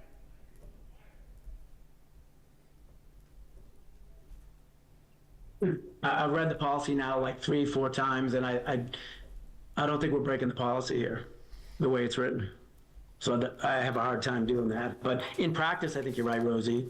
I don't see the harm, but this clearly defines we have that authority to change the duration or make it perpetuity. So I do think we have that ability as a board. Well, that's not the question. The question is, we haven't had, as a board, an opportunity to discuss it. I didn't know that Ben decided on his own to make a whole new policy. I think that's unfair. Rose, we're not voting on a policy. Well, We're voting on an implementation of existing policy. And the implementation of the policy says that we can make a motion as a board to change the duration and the timing. And that's how we wrote the policy, and that's how we voted on it. but So that's it's not how we've done that in the past. correct, but for this, but Juneteenth, you're right, we're changing how we're voting on Juneteenth like tonight, but it's not against our policy to be able to change that. It's a surprise to me that we're talking about it this way, so I'm not saying it's not surprising, but it's not against our policy. Well, I strongly object. Obviously, nobody is going to second this. I strongly object to this. I feel that it's an ambush when we've not had an opportunity to discuss this fully. But Rosie, I agree with you, and I feel ambushed too, but we have discussed it tonight, and we have determined it is in our policy and allowed to do it, and we have a majority of the board that can vote on it or not against it. So as individuals, we can have our opinion, but unfortunately, the will of the board is going to be the will of the board. And I'm in the same point you are, Rosie, that I feel like it's not what I thought we were voting on tonight, but there's nothing that says that it's not what we're voting on tonight, because it wasn't specifically written a certain way on the motion or on the agenda. Right, and therefore, nobody has reviewed the policy in detail, right? We've done it on the fly right here, but we have not had a full opportunity to review it, to analyze it, to think about how we might want to improve it vis-a-vis other considerations. It's Well, we have voted the flag to fly this June, and now you made a motion to table the motion to have it fly. I'm not going to I'm not going to quote Ben's motion, but Ben made a very lengthy motion. So now that your motion was not second, we have to go back to Ben's motion. So usually after we have a, So Ben made a motion, and Tom seconded it, I believe. Yes. and we usually then, And so further discussion on that motion. And I will go first with further discussion. I am going to abstain from it because I feel like Rosie does, that although I'm 100% in favor of it, and I've always been in favor of it, and I wrote the policy, and I was the author of the original policy because we wanted to create the flexibility. But tonight, when I prepared for the meeting and prepared for the agenda, I did not understand that that's what we're voting on tonight. So I'm only voting in terms of process, not in terms of principle.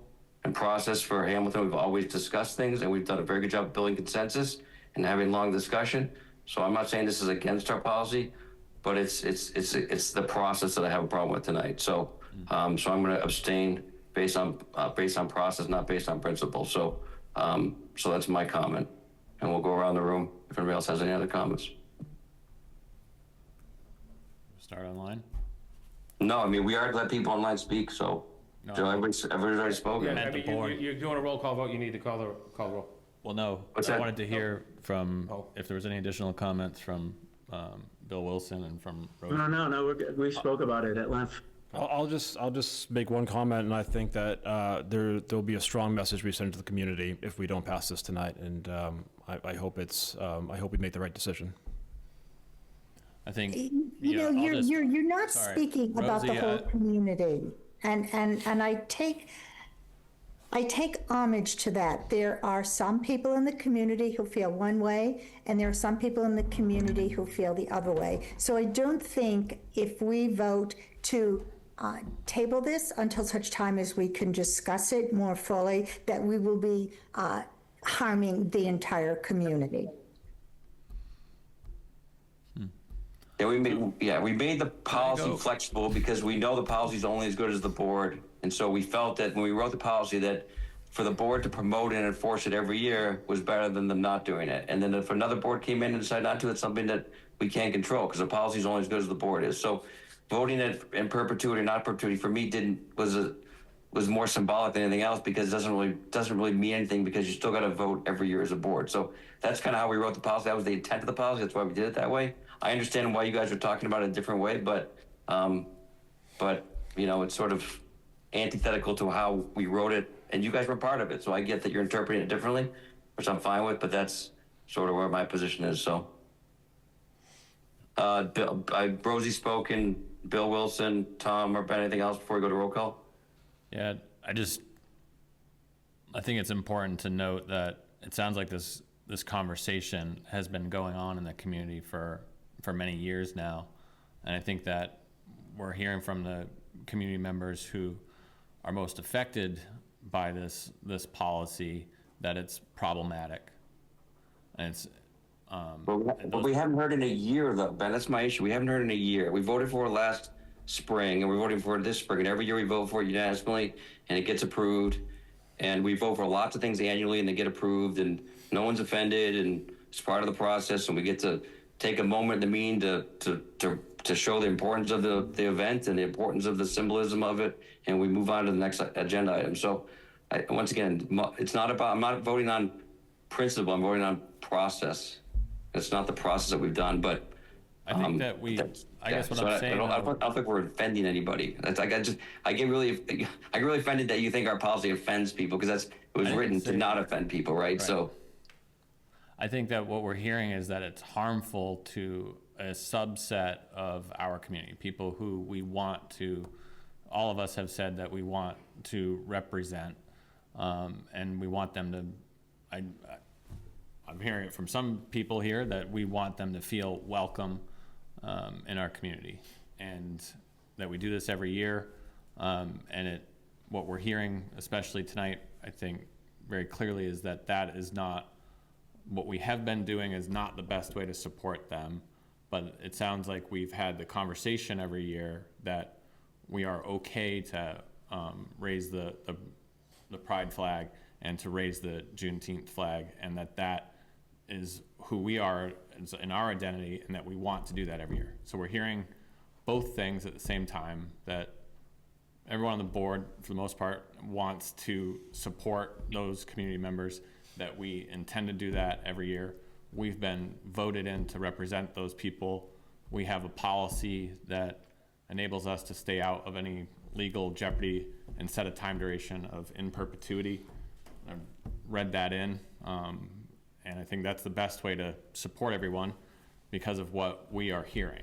And I think that it's well within our intellectual capability to make that judgment here tonight.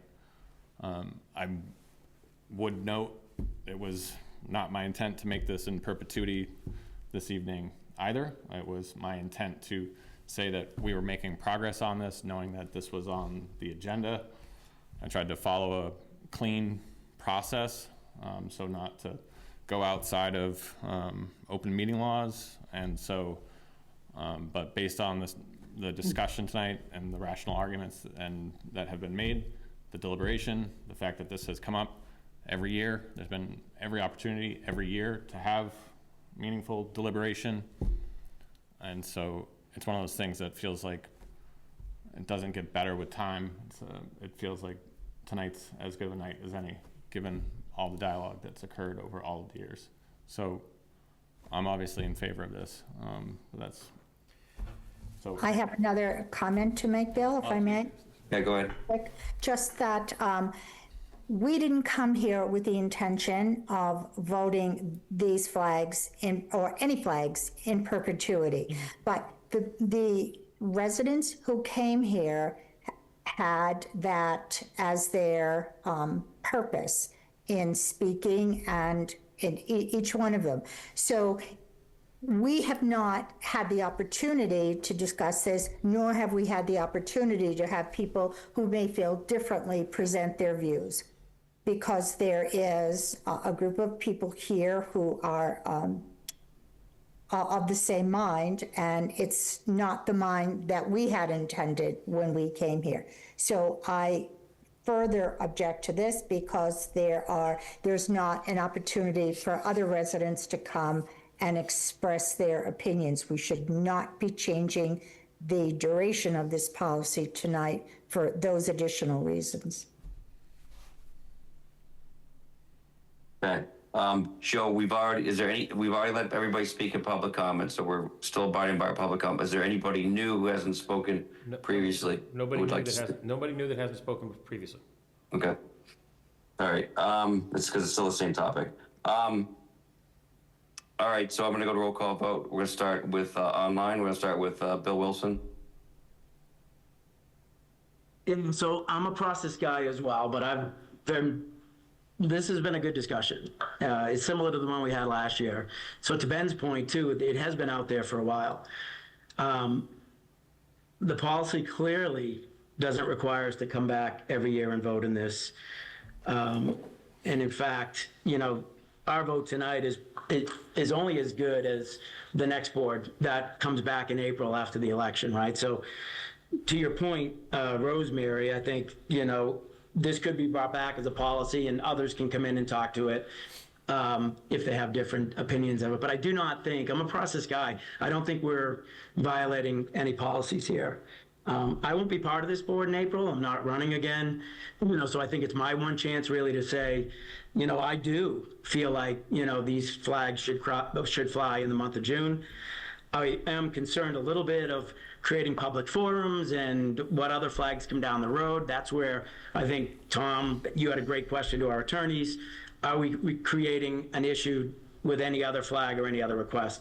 That's my only hesitancy in it. But I think because we have the opportunity, if we do find out that this creates risk going forward, this could be relooked at with that lens in mind. But, I would be fine voting this into perpetuity tonight until the next board brings something different to speak about. So Bill, if I could just speak to that for a second, because No. We're doing a roll call vote. No, we're doing a roll call vote. So Bill, I need an aye or I nay said from aye. you. Okay. A very verbose one. Okay. Rosemary? I'm sorry, Bill Wilson, what was your vote? I said aye. Thank you. No, I'm nay. Ben? Ben Galuza, aye. Tom, you can speak now. Tom Myers, aye. So I was going to abstain because I wanted to have further discussion, but I don't, since it's already approved, I don't want to go on record as being against this, so I will be voting aye tonight.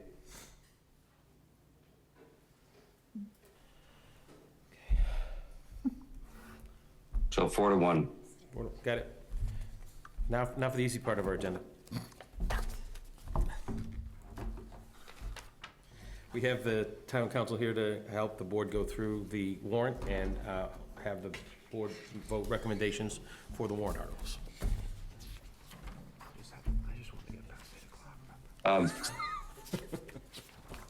Joe, I'm getting some feedback, but. Sorry. All right, so there's a lot of stuff to go through and to read, and I'm having trouble putting up both screens. Joe, can you sort of go through the warrant? That'd be helpful if Yep. you went through the warrant, and then we could make motions on favorable. We're going to do favorable motions. Is that what we're going to do? I think there may be a question about one when we get to it, but as of right now, most of the articles, I believe the board has indicated favorable action, so we'll discuss the specialized energy code when we get to it, but starting with Article 2-1, compensation classification table. Sorry, and what page is that on? There we go. All right. You want me to share I can share the warrant, a copy of the warrant I have, and I got it right here. Okay. So what the easiest way for us to do this is for me to make, do I have a motion? And then somebody on the select board says so moved, and then I ask for a second. Right. And then we can vote at that point. So does that make sense for everybody? Yep. So Okay. I'll make a motion on Article No, 20. sorry. These ways for me to say, do I have a motion? And someone says so moved. So I'm just going to go through and make all the motions. Oh, okay, And then good. someone will say so moved, and then someone else says second. Got it. Does that make sense? Yep. Okay, so I have a motion to recommend favorable action for Article 2-1. Second. So you have to say so moved. So moved. Do I have a second? Second. Any further discussion? Just a question, Joe, are you going to scroll the yes, I will. warrant? Got it. Yep. Thank you. I was just trying to write and keep up with what Bill was There's too saying. many motions Take on my the notes at table the same before time. I'm all screwed up. I'll be right there.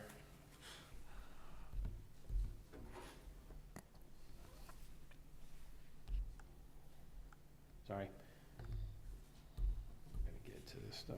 There we go. Okay, almost there.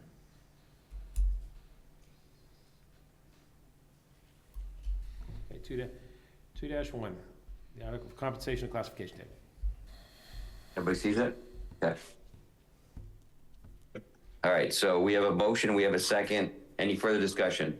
Rosie, you have any other questions on it, or you now see it and you're okay with it?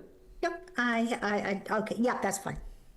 And unfortunately, we're gonna do a roll call vote, so take a little bit of time, but we'll start online with Bill Wilson, Bill Wilson, aye. Rosemary, Rosie Kennedy, aye. Ben, Galuza, aye. Tom, Tom Myers, aye. and Bill, aye. So we'll just go in the same order every time. Okay. All right. Article 2-2, bills of a prior year. Do I have a motion to recommend favorable action for Article 2-2? So moved. Okay. Second. So this is, requires 4/5 vote, and it's to just pay $79.40. So I'll take a roll call vote. Bill Wilson, aye. Rosie Kennedy, aye. Ben Galuza, aye. Tom Myers, aye. Bill Olson, aye. Article 2-3, general town departmental appropriations. This is the main budget that lives within the levy. So I have a motion to accept favorable action for Article 2-3. So moved. All right, Rosie. Second. Yeah, this is the budget within the levy limit, so no override on this budget. Right. Any further questions or comments before we go to vote from the board? All right, we'll go in order. Go ahead online. Wilson, aye. Rosie Kennedy, aye. Ben Galuza, aye. Tom Myers, aye. Bill Olson, aye. Okay, supplemental town department and school appropriations. This is the vote that would authorize, subject to an override, the going above the 2.5 limit. Do I have a motion to recommend favorable action for Article 2-4? So moved. Second. Second. Further discussion. Do we still have John McGrath on? We do. Yeah, has FinCom voted on any of these Yeah, financial John, items? did you vote on this one?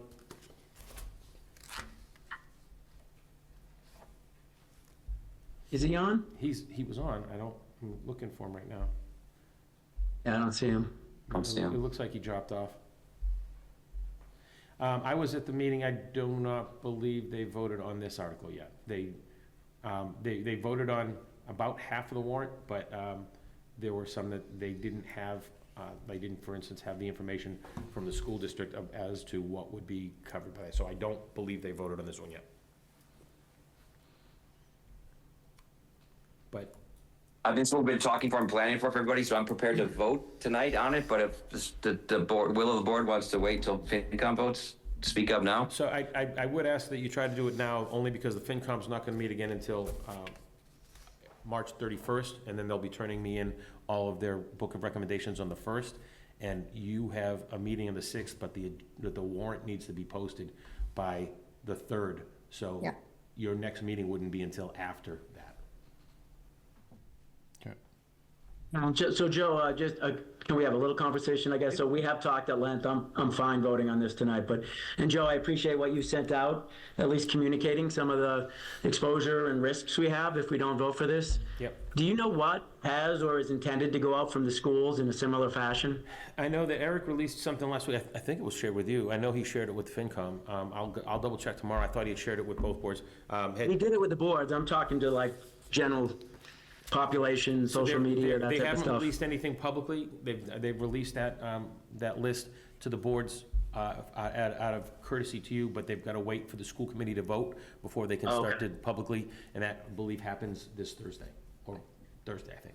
So they'll be releasing information after their vote on Thursday. And, you know, the social media messages that you saw this weekend were the first of a series. I think we're going to wind up with 10 or 12 messages released over town social media pages between now and the 11th. And then some of them will talk, like the one this weekend, about what is being sought on the town side. Some will remind people about the dates. Some will will explain to people some of the pressures we're facing, the health insurance costs, the trash contract, et cetera. So we're trying to cover all the topics that have been discussed during the budget process, but in just an informational way. None of the messages will ever ask anybody to vote one way or the other. We're just presenting the information as to why we're asking for the supplemental appropriation. Perfect. Okay. So we're doing a roll call vote and recommending favorable action for Article 2-4, which is a supplemental town department and school appropriations to increase the levy limit with the override. We'll start online. Bill Wilson, aye. Rosemary? I can't vote for an override, nay. Ben Galuza, aye. Tom Myers, aye. William Olson, aye. All right, Article 2-5, capital expenditures of 1.257 million. Do I have a motion to recommend favorable action for Article 2-5? So moved. I have a second. I'm sorry, Bill, did I just not vote for our, I'm so sorry. Sorry, what you voted, you did not recommend favorable action for the override. Okay, correct, yes. Okay. Second. So we have a second on capital expenditures, Article 2-5. And Second. Any further questions on that 1.257? We've talked about it at length, but anybody have any questions before we vote? All right, we'll start online. Bill Wilson, aye. Rosemary? Rosie Kennedy, aye.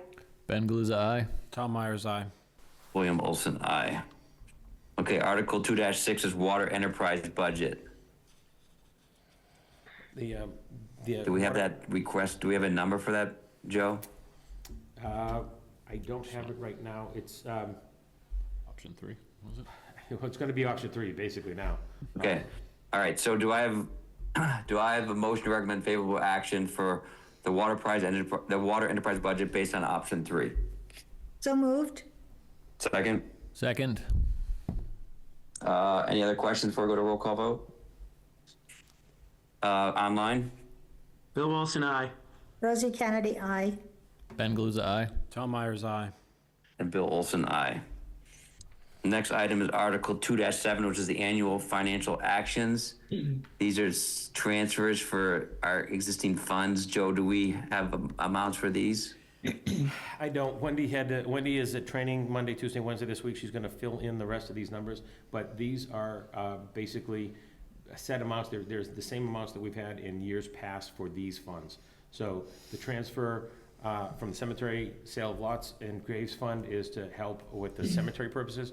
The transfer from the water enterprise fund is for what we refer to as indirect expenses. Those are the duties that the town's finance office does to take care of the water enterprise fund and to ensure the benefits for the people working in the water enterprise fund. The transfer of the interest of the Clark Fund, it goes to the Conservation Trust Fund for use by the Conservation Commission. And those are all annual. We do them every year, so. The order of magnitude on these? None of them are above 20,000, I think. I think the biggest one's 20,000. Okay. This in theory reduces our tax rate, doesn't increase it. It allows so, us to not spend general fund money on Right. those areas. So, once again, do I entertain a motion to accept favorable action for Article 2-7 for annual financial actions of transfer, cemetery sale, water enterprise fund, and Clark Fund? So moved? I have a second. Second. It also goes down to their tax rate impact, right? I mean, is that, Yep. It reduces our tax rate, It yeah. reduces the tax rate impact, yes. Has a positive effect on the tax rates. One of the few that it does. it would be good to know the numbers, that's all, but we'll have that end of week or? Yes. You have it by Friday. I'll make sure you all get a copy of the warrant as adjusted for those numbers. Bill Wilson? Bill Wilson, aye. Rosemary? Aye. Rosie Kennedy, aye. Ben? Oh, Ben Galuza, aye. Sorry. Tom Myers, aye. William Olson, aye. All right, next one. Do I have a motion to recommend favorable action for Article 2-8, which is the Hamilton Development Corporation? And once again, Joe, not having numbers here, hard to vote on. What do you got for us? That number this year is $170,000. There was a one-time adjustment by the state. They've confirmed it both with us and with the HDC. It was a one-time increase. Typically, this article is usually at $68,000 to $70,000. But this, sticking with the town's policy that was adopted last year, we are moving to give the HDC the amount of money that was received last year and the tax for dinner, the dining tax. So that additional 1% all goes to the HDC under the town's policy. The FinCom did also research this, and they did vote in favor of this at their meeting last week. This was basically just money that they were owed that they hadn't been receiving in years past or something to that effect. The state's not coming out and saying it, but the state's saying that they needed to make a one-time adjustment for funds that the town was owed, and that's all they'll say. So it would have normally have been spread out over more years, but we're getting a one-time. Yeah, so we actually questioned it when we got the disbursement from the state a year ago in July, and they confirmed it then. They confirmed it again in October, and then the HDC called themselves just Right, so weeks ago. this is not a transfer, this is not a tax, this actually comes from the state, Yes, based on meals tax, right? it's on meals tax, right? Okay. All right, so do I have a motion to recommend favorable action for Article 2-8? So moved. Do I have a second? I will start online. Bill Wilson, aye. Rosemary?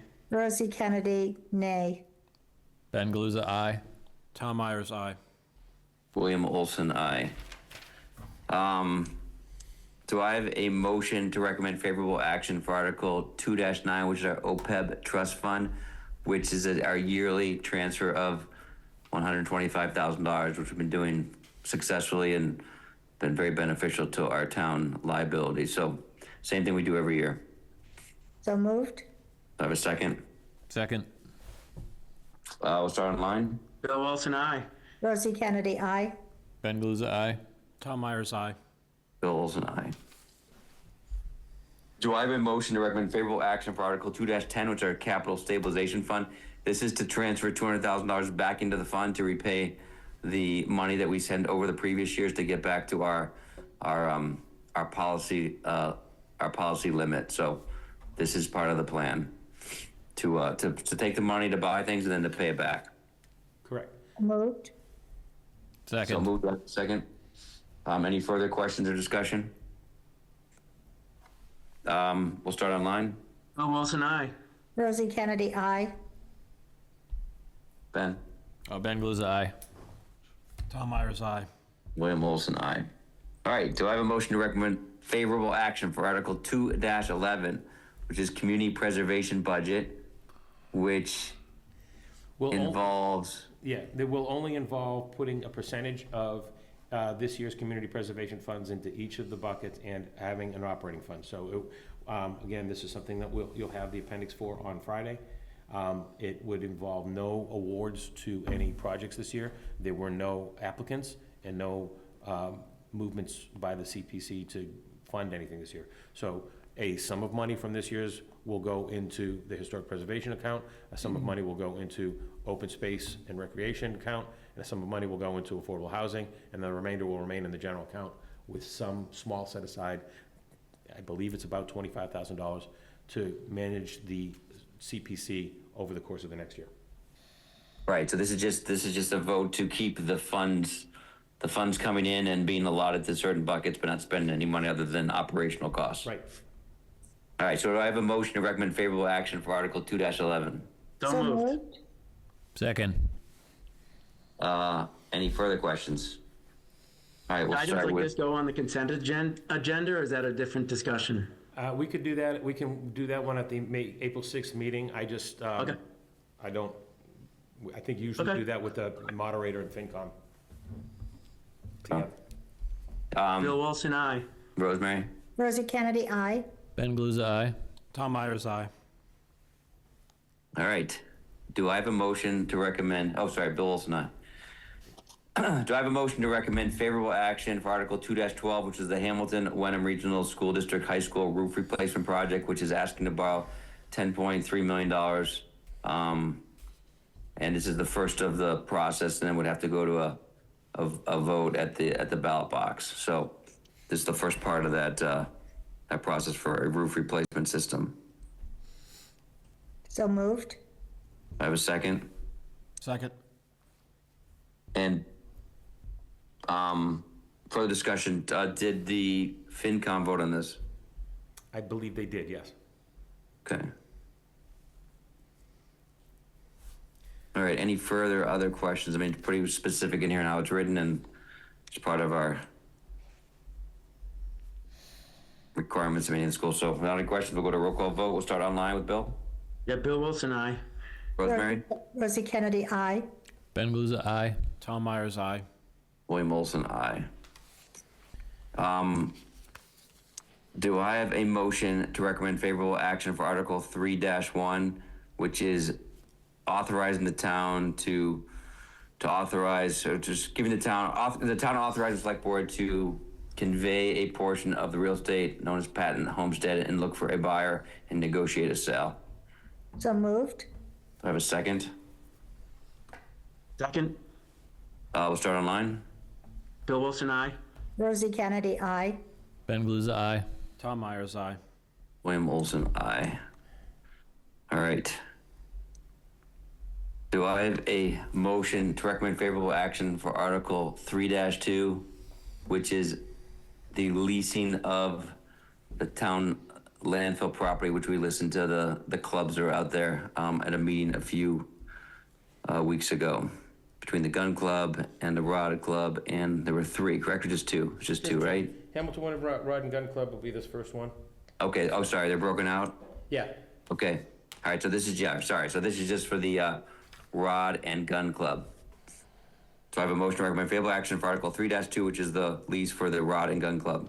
So moved. Second. Any further questions? We'll do a roll call vote. We'll go online. Bill Wilson, aye. Rosie Kennedy, aye. Ben Galuza, aye. Tom Myers, aye. And Bill Olson, aye. Do we have a motion to recommend favorable action for Article 3-3, which is lease of the portion of the former landfill to the, this is the other one, right? Yeah, the Miles River Marsh Rats. This is the Marsh River Marsh Rats. Joe Scroll, please. Yep, trying to do two things at once. I Sorry about know, that. I know. And any further discussion? Sorry, who seconded that one, Joe? Did we have a motion in a second? I didn't think we have a motion or a second. Joe, second. So who moved it? So moved. Rosie moved it, second by Bill Wilson. Any further questions? All right, we'll start online. Bill Wilson, aye. Rosie Kennedy, aye. Ben Galuza, aye. Tom Myers, aye. All right. Do we have a motion to recommend favorable action for Article 3-4, which is the prudent investment rule, which is taking our existing rule and applying it to additional funds that we are allowed to do by the state? So moved. We have a second? Second. Any further questions or discussion? FinCom did vote 3-0 in favor of this. Yeah, I mean, this is we're already doing it, so it's a good policy to continue to do it and maximizing our return for our funds. We'll start online. Bill Wilson, aye. Rosie Kennedy, aye. Ben Galuza, aye. Tom Myers, aye. And Bill Olson, aye. All right. Okay. So on this last one, Yeah, you have options here. I know that the board had seemed to be split at the last meeting. You can make a motion for a recommendation of favorable action, or you can make a motion for a recommendation of unfavorable action. Just be very careful that your vote matches your intent, depending on what the motion is. all right, so, Does that mean, I'm sorry, our intent? currently it's written that the select board recommends favorable action. And for instance, if we don't recommend it, it would be 2-3. But we could also write the warrant, and the warrant could say select board recommends unfavorable action and have it be 3-2. So I don't know what pros and cons of that are. I'm willing to hear from the rest of the board. I am going to vote unfavorably for this. So I would look for the board to say what's the better way of communicating this to the town that's kind of the question, is how do we want to present it to the town? I don't want to get wordsmith it and do double negatives and stuff, but what's the clearest way to the town to understand we voted them all certain ways, but to change the word on this one would be maybe more confusing than just voting it, favorable and then voting it down as a favorable. Council has a That's my suggestion. question. Why are we changing the criteria for? It's just an option. It's just an option, Rosie. We don't need to do it, but Yeah, Mr. Chair, I believe in the past that the way it has been done is if the board did not vote to recommend favorable action, then the vote was shown on the warrant as recommending unfavorable action. It's come up a few times, I think, with citizens petitions primarily. Those are the ones that I can remember off the top anyways, but it would usually be reflected as the select board, whatever the vote was, recommends unfavorable action under those circumstances, just so it's clear. The board also voted unfavorable action on the school department's request for a reserve fund or a stabilization fund, whatever that was. And despite the board's motion for unfavorable action, the motion for unfavorable action was denied by town meeting, and therefore it passed. Well, I think if we just write clearly where our vote is on the vote, and it should just convey what our vote is, right? Straw. And we won't know until we vote. all right. So do I have a motion to recommend favorable action for Article 3-5? So moved. Do I have a second? Second. Any further discussion? So okay, just to clarify, because it sounds like you want us to be careful, if we vote in the affirmative, we are voting To recommend it. to recommend it. If we vote nay, we are voting against it. Okay, just so we all understand. Okay. And I just want to be clear, go on the record that I am voting against it, but I support what our climate committee has done and what our community has done. I'm voting no because I think the state has a bad energy code right up, and I think they need to improve it before we vote for it. So I just want to make clear, it's not about our local initiative. It's about the state has not done a good job writing the code that I can support. And that has been my argument all along. I totally support our HEIC. I just, for the reasons that I've talked about in the past, this is a confusing, unclear code. Developers that we've invited in have voted against it. Our building inspector has voted against it, and I think that we should rely on people who are in positions of authority to only approve codes that are going to benefit our residents and not be confusing and potentially having unintended consequences. So Anybody else want to make a comment before we vote? Yeah, I'll make a quick comment because I'm going to vote for it, and I think and the reason is I think when I first joined the board, and I've talked with many members of the community as well as members of this board, and we're constantly asked to find creative ways to lower taxes or get more revenue or find ways to improve the lives of people here in Hamilton financially. And we have a limited tax base, we have limited development that we can benefit from, so we have to find creative ways, and this is one of them. And we heard from a number of people, the builders, the town inspector, we heard from member of the state that was on one of the calls. And my understanding is that there's not a huge impact on the community, and there's actually a huge benefit on the alternative. It sounds like the builders, there is some code confusion. It's not, but that's any person that works in a regulated industry.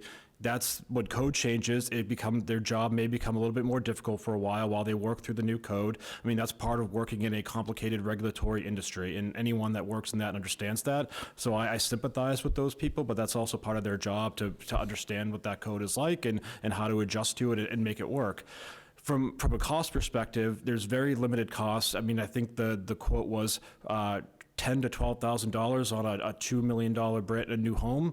I mean, that's, cents on the dollar is what the actual builder had said. It was a nominal difference in making and building a new home. We build 4 or 5 new homes a year. There's some impact on ADUs, my understanding, and major home renovations. But again, those aren't, impacting every single homeowner. Those are a very small percentage of people that will actually get impacted by it. And so there's very limited impact. And I think there's a lot of fear mongering last time I heard about rolling blackouts and all these big impacts and costs. And I really don't see it. But on the other side of it, I see a huge impact. I see the fact that we are going to be listed as a climate leader. We're going to have access to a grant where we can get $1 million. Wenham could have that same access to a grant for $1 million. And there's a tangible project that could actually benefit from that. The school roof solar panels, which could benefit from that grant, which will be, one, good for the environment, and two, good for our overall cost in reducing the amount of energy that we're paying for the school, which is a huge benefit to the community. I think it is irresponsible of us as stewards of the town's finances to not recommend this when we are finding creative ways to lower the burden on our families here in the community, especially when we're raising taxes at town meeting, when we're raising the water rates. If we're not finding other ways to balance that, then we're not doing our job as a select board. And so I think that if we vote against this, we're doing more harm than good. I'll tack on a couple of things. Tom, you said it very well. I think that is our responsibility as a board, first and foremost as well, to represent the municipal corporation and our financial health. And this is one of the ways that we can do that. I'll note that a lot of the confusion that was coming in was around the initial stretch code adoption that came in through the Green Communities program, which we were very successful at getting a lot of grants for. I looked into this, we were the 36th community to enter that program. And under this next, under the specialized one, the Climate Leaders Program, we'd be the 50-something, 53rd if we were. So we also have a history and a track record of going in early, and that's what's enabled us to get those grants. And so I think, I agree with everything that Tom said. I don't need to repeat it. Other than the green communities and stretch code, that seemed to be the area where there's the most impact on some of the ADUs, and that has a lot to do with the size of the ADUs relative, to whether or not they're attached. And so we're already subject to most of that. Most of the discussion that we had, we are already subject to those additional complications, and we've worked through those kind of as a developer, construction, and inspection, and our building inspectors. So the new requirements are actually a lot easier to navigate when it comes to the new home construction of the homes greater than 4,000 square feet, which there's a half a dozen of a year. And then for the multifamily aspect, where we have a nonprofit multifamily building in town that's already been built to a passive house standard, I think with 3A coming in, if we have any new developers coming in, they should be able to meet the standard that somebody, designed and built to.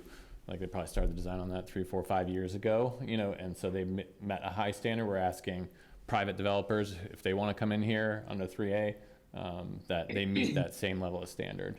So that's for multifamily over something 10, 16,000 square feet or something to that effect. So it raises the bar for everybody.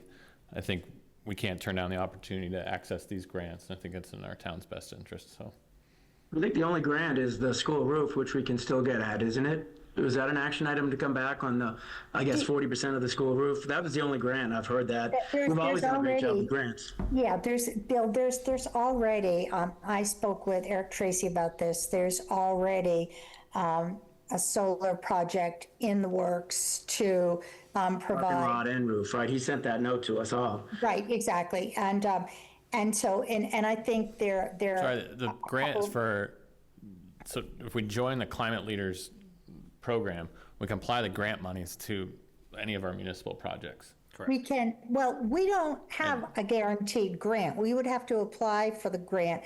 And Right. Vicky Massone has to be funded. pointed out that it's. Right. I mean, that was my show. I didn't see a straight line. I saw some I dotted, haven't been convinced of the lines. financial benefit yet. Yeah. So Exactly. So, All right. so I think we should just, if we're going to discuss this, I'll just make a few quick points. First of all, there's no guarantee any grants. And the line for the grants is pretty competitive. I think secondly, there's some misinformation about who's required to comply with the specialized code. Any new housing is required. Any detached ADUs, that requires, they will all be required to put some solar on. They will be required to wire for eventual electrification. And That's not what they told us, Rosie.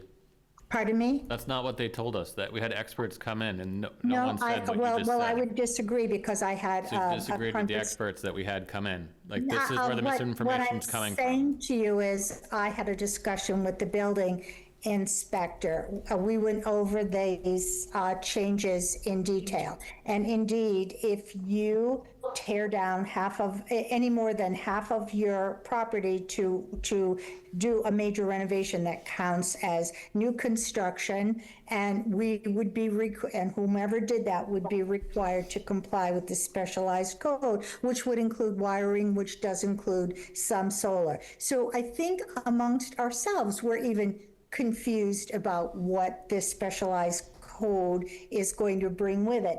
And so much so that the state even has a specialized code enforcement person or in interpretation person. It's very complicated. There are so many changes that go on continuously. I think that we don't, even within this board, understand the full implications. And so it is too premature to vote on this, to vote affirmatively on this, and that we do value everything that the Hamilton Environmental Impact Committee has done, and we will continue to support them, certainly. Where this does not seem to be ready for general use in Hamilton. And just because other towns have voted it in, some have, some haven't, doesn't mean that it makes us more sort of pressured to do it. We should do what's right for our residents. All right, we need to move to a roll call vote. Anything else? Make one last comment, but we should move to a roll call vote. We'll start online. So we're recommending favorable. So an aye means that you're voting for this article, and a nay would be you're against this article. So we'll start with Bill Wilson. Yeah, Bill Wilson, nay. Rosie Kennedy, nay. Ben Galuza, aye. Tom Myers, aye. Bill Wilson, nay.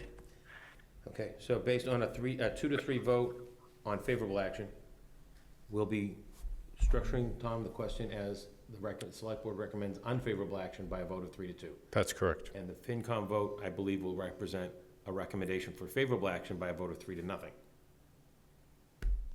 Yep. Well, what did the FinCom vote? I'm sorry. In favor. They voted in favorable action, 3-0. Because it's the right financial thing to do. Thank you for the comment. Joe, I have to jump, so I'm going to hand the reins here to Bill Wilson for the final topic, which is the school agreement update. Before you jump, can I just make an announcement that I was going to make under new business? I just want to inform the board that as of this afternoon, Melinda Vining has accepted the position of Health and Human Services Director, fulfilling the entire role that Teresa Woodbury had prior to her retirement from the town. She was an internal candidate. She's worked very, very well with the town over the last 2.5 months, 3 months since she came in to help us. She was very much the choice of the chair of the Council on Aging, who sent me a glowing recommendation that we should look at her, and she did great in the interview. But more than important than that, she's done a great job in just a short time immersing herself in our leadership team and supporting Hannah and the seniors, and so we're happy to have her join. Great. That's great. Great news. Thank you, Joe. All right, next up on the agenda is the Regional District Agreement Update. So I guess, Tom, I believe you're on that committee with Joe. I know discussions have been going on, for the better part of the last year. So any updates for the board? Yeah, I can give a quick update. So we're still actively working on the agreement. We've been meeting with the town committee, with the Wenham Group, and we've been working with town council. Town council just came back recently with some additional edits back in February. There are still some open questions. I think the biggest ones are questions around how we elect our school committee members, and the way to kind of solidify our current process is going to require a petition for our home rule petition. So we'll have to go to town meeting for a vote and to go to the legislature. So that's one major issue that we have to sort of work through. And then there's still some ongoing discussions about the cost allocation. So we were trying to get creative and find some different solutions to just the looking at, the attendance or the numbers from the enrollment for each town, and sort of trying to address that gap. So we had proposed a couple of different solutions. I think one of them, they some alternative proposals, and Joe, I think you have a little bit more detail on those, but I think one of them wasn't buying into those immediately. I think they're more interested in keeping up with the attendance and sort of maybe extending the years, the average of years that we're looking at. But Joe, I don't know if you want to speak to the. So I think the board, the committee had been making good progress through October, I guess, of this previous year, October 25. Then a couple of meetings that had been scheduled for various reasons had to be postponed and rescheduled. So we haven't met since October.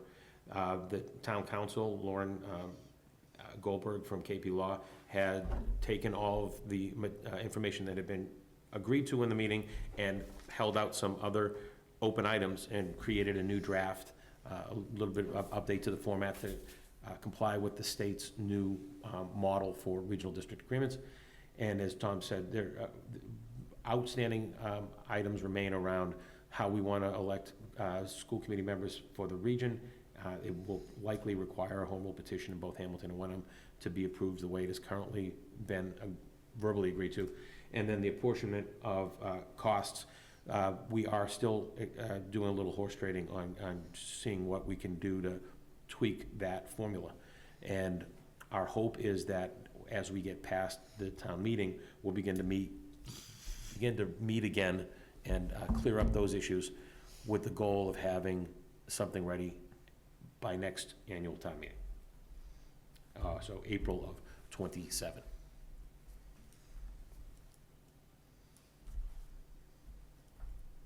All right, so at some point, will this go around as a draft, or what's kind of the? Yeah, or are you gonna wait? Yeah, well, I think everybody in the room, because it's still in negotiation, both sides and the school district want to make sure that the people that are in the room, or at least are all in agreement, and what's in the draft before it shared publicly, because everything, it gets discussed now. Lots of people have recommended all sorts of ideas for things, and what we don't want is for people to think that just because an idea was discussed, that it's already been agreed to. It hasn't been. So we'll be hopefully getting to that point starting in the fall. We'd love to be able to start to familiarize people with things a good 6 or 8 months before town meeting in 27, so that it's not a surprise.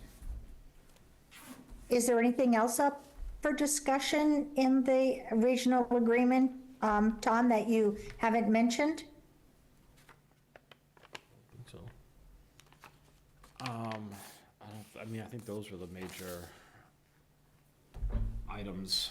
Let me look at my email. Was there anything that you were thinking of, Rosie, that you were? Well, I'm looking to see? wondering where the discussion is on changing the town meeting vote for financial issues. I heard some inkling about that, and you didn't mention that in your update. So I'm just wondering if that's currently part of your discussion, changing the voting threshold from 2/3 to simple majority. Yeah, I think the language in there just codifies what's existing, and there is a change to codify what's existing in state law, which would give the school committee, I'm not sure of the exact language that's in the state statute, but basically gives the school committee the authority under statute to call an election. So yeah, that just it codifies what's existing in state law. With a simple majority, is that what you're saying? Yeah, that's what the state law says. Well, that's what one state law says, so let's just be clear about that. It doesn't include municipal finance law, chapter 44. So I'm sure your board is still discussing this, but I don't think that you should presume that that's the only option. And I think it would be unfair to residents to lead them to believe that you have to do this because it's codified in the school district, chapter 71, I believe it is. So I think that would require some serious discussion before we would assent to that as a body in the whole. I'm going to ask council if there's been any case law No, there around hasn't. this, or if there's been any like case studies that have kind of tested this thesis. No, Council's up at the podium. I was asking council. Thank you. So in response to the question, so there is a difference between what the regional school district agreement says and what the state law says. So under chapter 71, section 16D, which is the statute that governs regional school district borrowing, it's a 2/3 vote of the regional school district committee to borrow. It's a majority vote of the member towns to vote to approve that borrowing.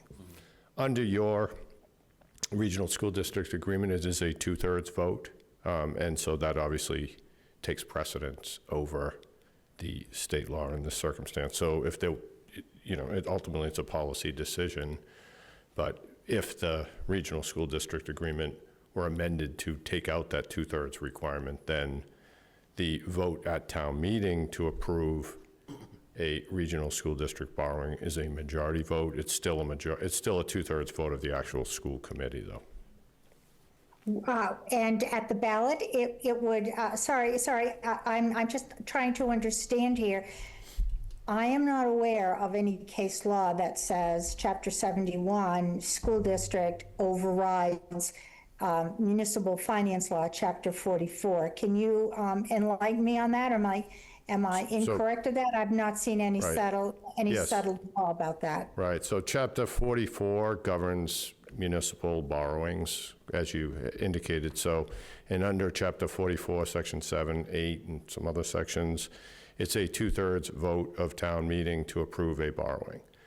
When a regional school district borrowing comes before town meeting, it's technically not a vote to approve the borrowing because the regional school district committee votes to approve the borrowing. That is a 2/3 vote. What the town's vote is by majority, whether or not under the statute, it's a majority vote by the town to authorize, essentially to approve the borrowing that was authorized by the school district, the regional school district committee. So is there, I guess what I'm asking is there a case law that affirms that? There's a statute that confirms that. A statute, well, they're conflicting statutes, and I understand. Well, no, that they're not these are- conflicting statutes because Chapter 71 is the statute that applies to a regional school district. Chapter 44 is the statute that applies to municipal borrowings. So I think the bottom line is who incurs the debt? The towns do. It's technically the regional school district's debt, but the towns obviously pay for that pursuant to the allocation in the regional school district agreement. Well, I think there will be a lot of discussion about that. I understand your reasoning. I don't agree with that, and we'll see what happens. No, I understand the position, and I don't necessarily disagree that it seems kind of unusual that town borrowing is a 2/3 vote, but a regional school district borrowing under the statute is, at the town meeting level, is only a majority, but that's how the statute is written. And if you choose to change it through the regional school district agreement, which is what currently is in place, you certainly have the ability to do that, but that's not what the statute reads. Just to clarify too, I know that there's been some conversation back last summer among the committee that's negotiating the changes that this could be presented to town meeting in multiple votes. So there'd be a base set of changes to the regional school district agreement, and then other things that we expect would engender much more discussion may be presented as separate votes to amend what had just been passed in the base agreement. So we're kind of a long way from some of these. We're trying to get to the agreement on the basic agreement and then address how we might handle things that we expect will engender a lot more discussion and debate on town meeting floor. Is that right, Tom? Yeah.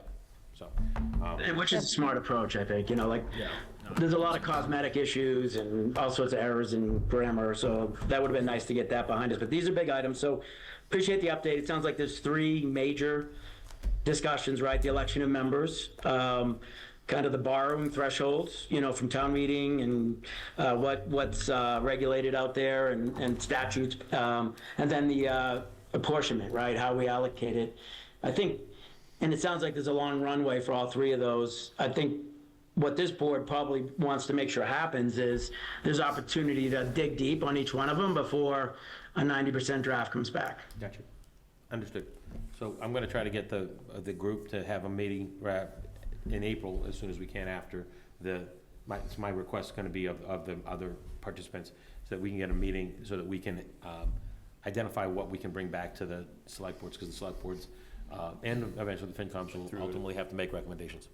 Is that initial request then through an executive session or something like that, or how does that work? I'm not sure that we can do it in executive session. Discuss the draft of the regional district agreement, Tom? No, that definitely would not fall within one of the purposes that are allowable. We aren't. That's fine, I just was wondering if we're trying to get early eyes on it, then I don't want them. It's probably executive session to your point. Good. Will you Anything else entertain a on that motion? topic? Or we good? What's that? Oh, nothing, I was just saying, will you entertain a motion? I'm ready for that. Let it fly, Ben. All right. I'll make a motion to adjourn. Second. Roll call vote? Roll call vote. Let's start online, I can say. Rosie? Rosie Kennedy, aye. Ben Ben Blues, in the aye. room? Tom Myers, aye.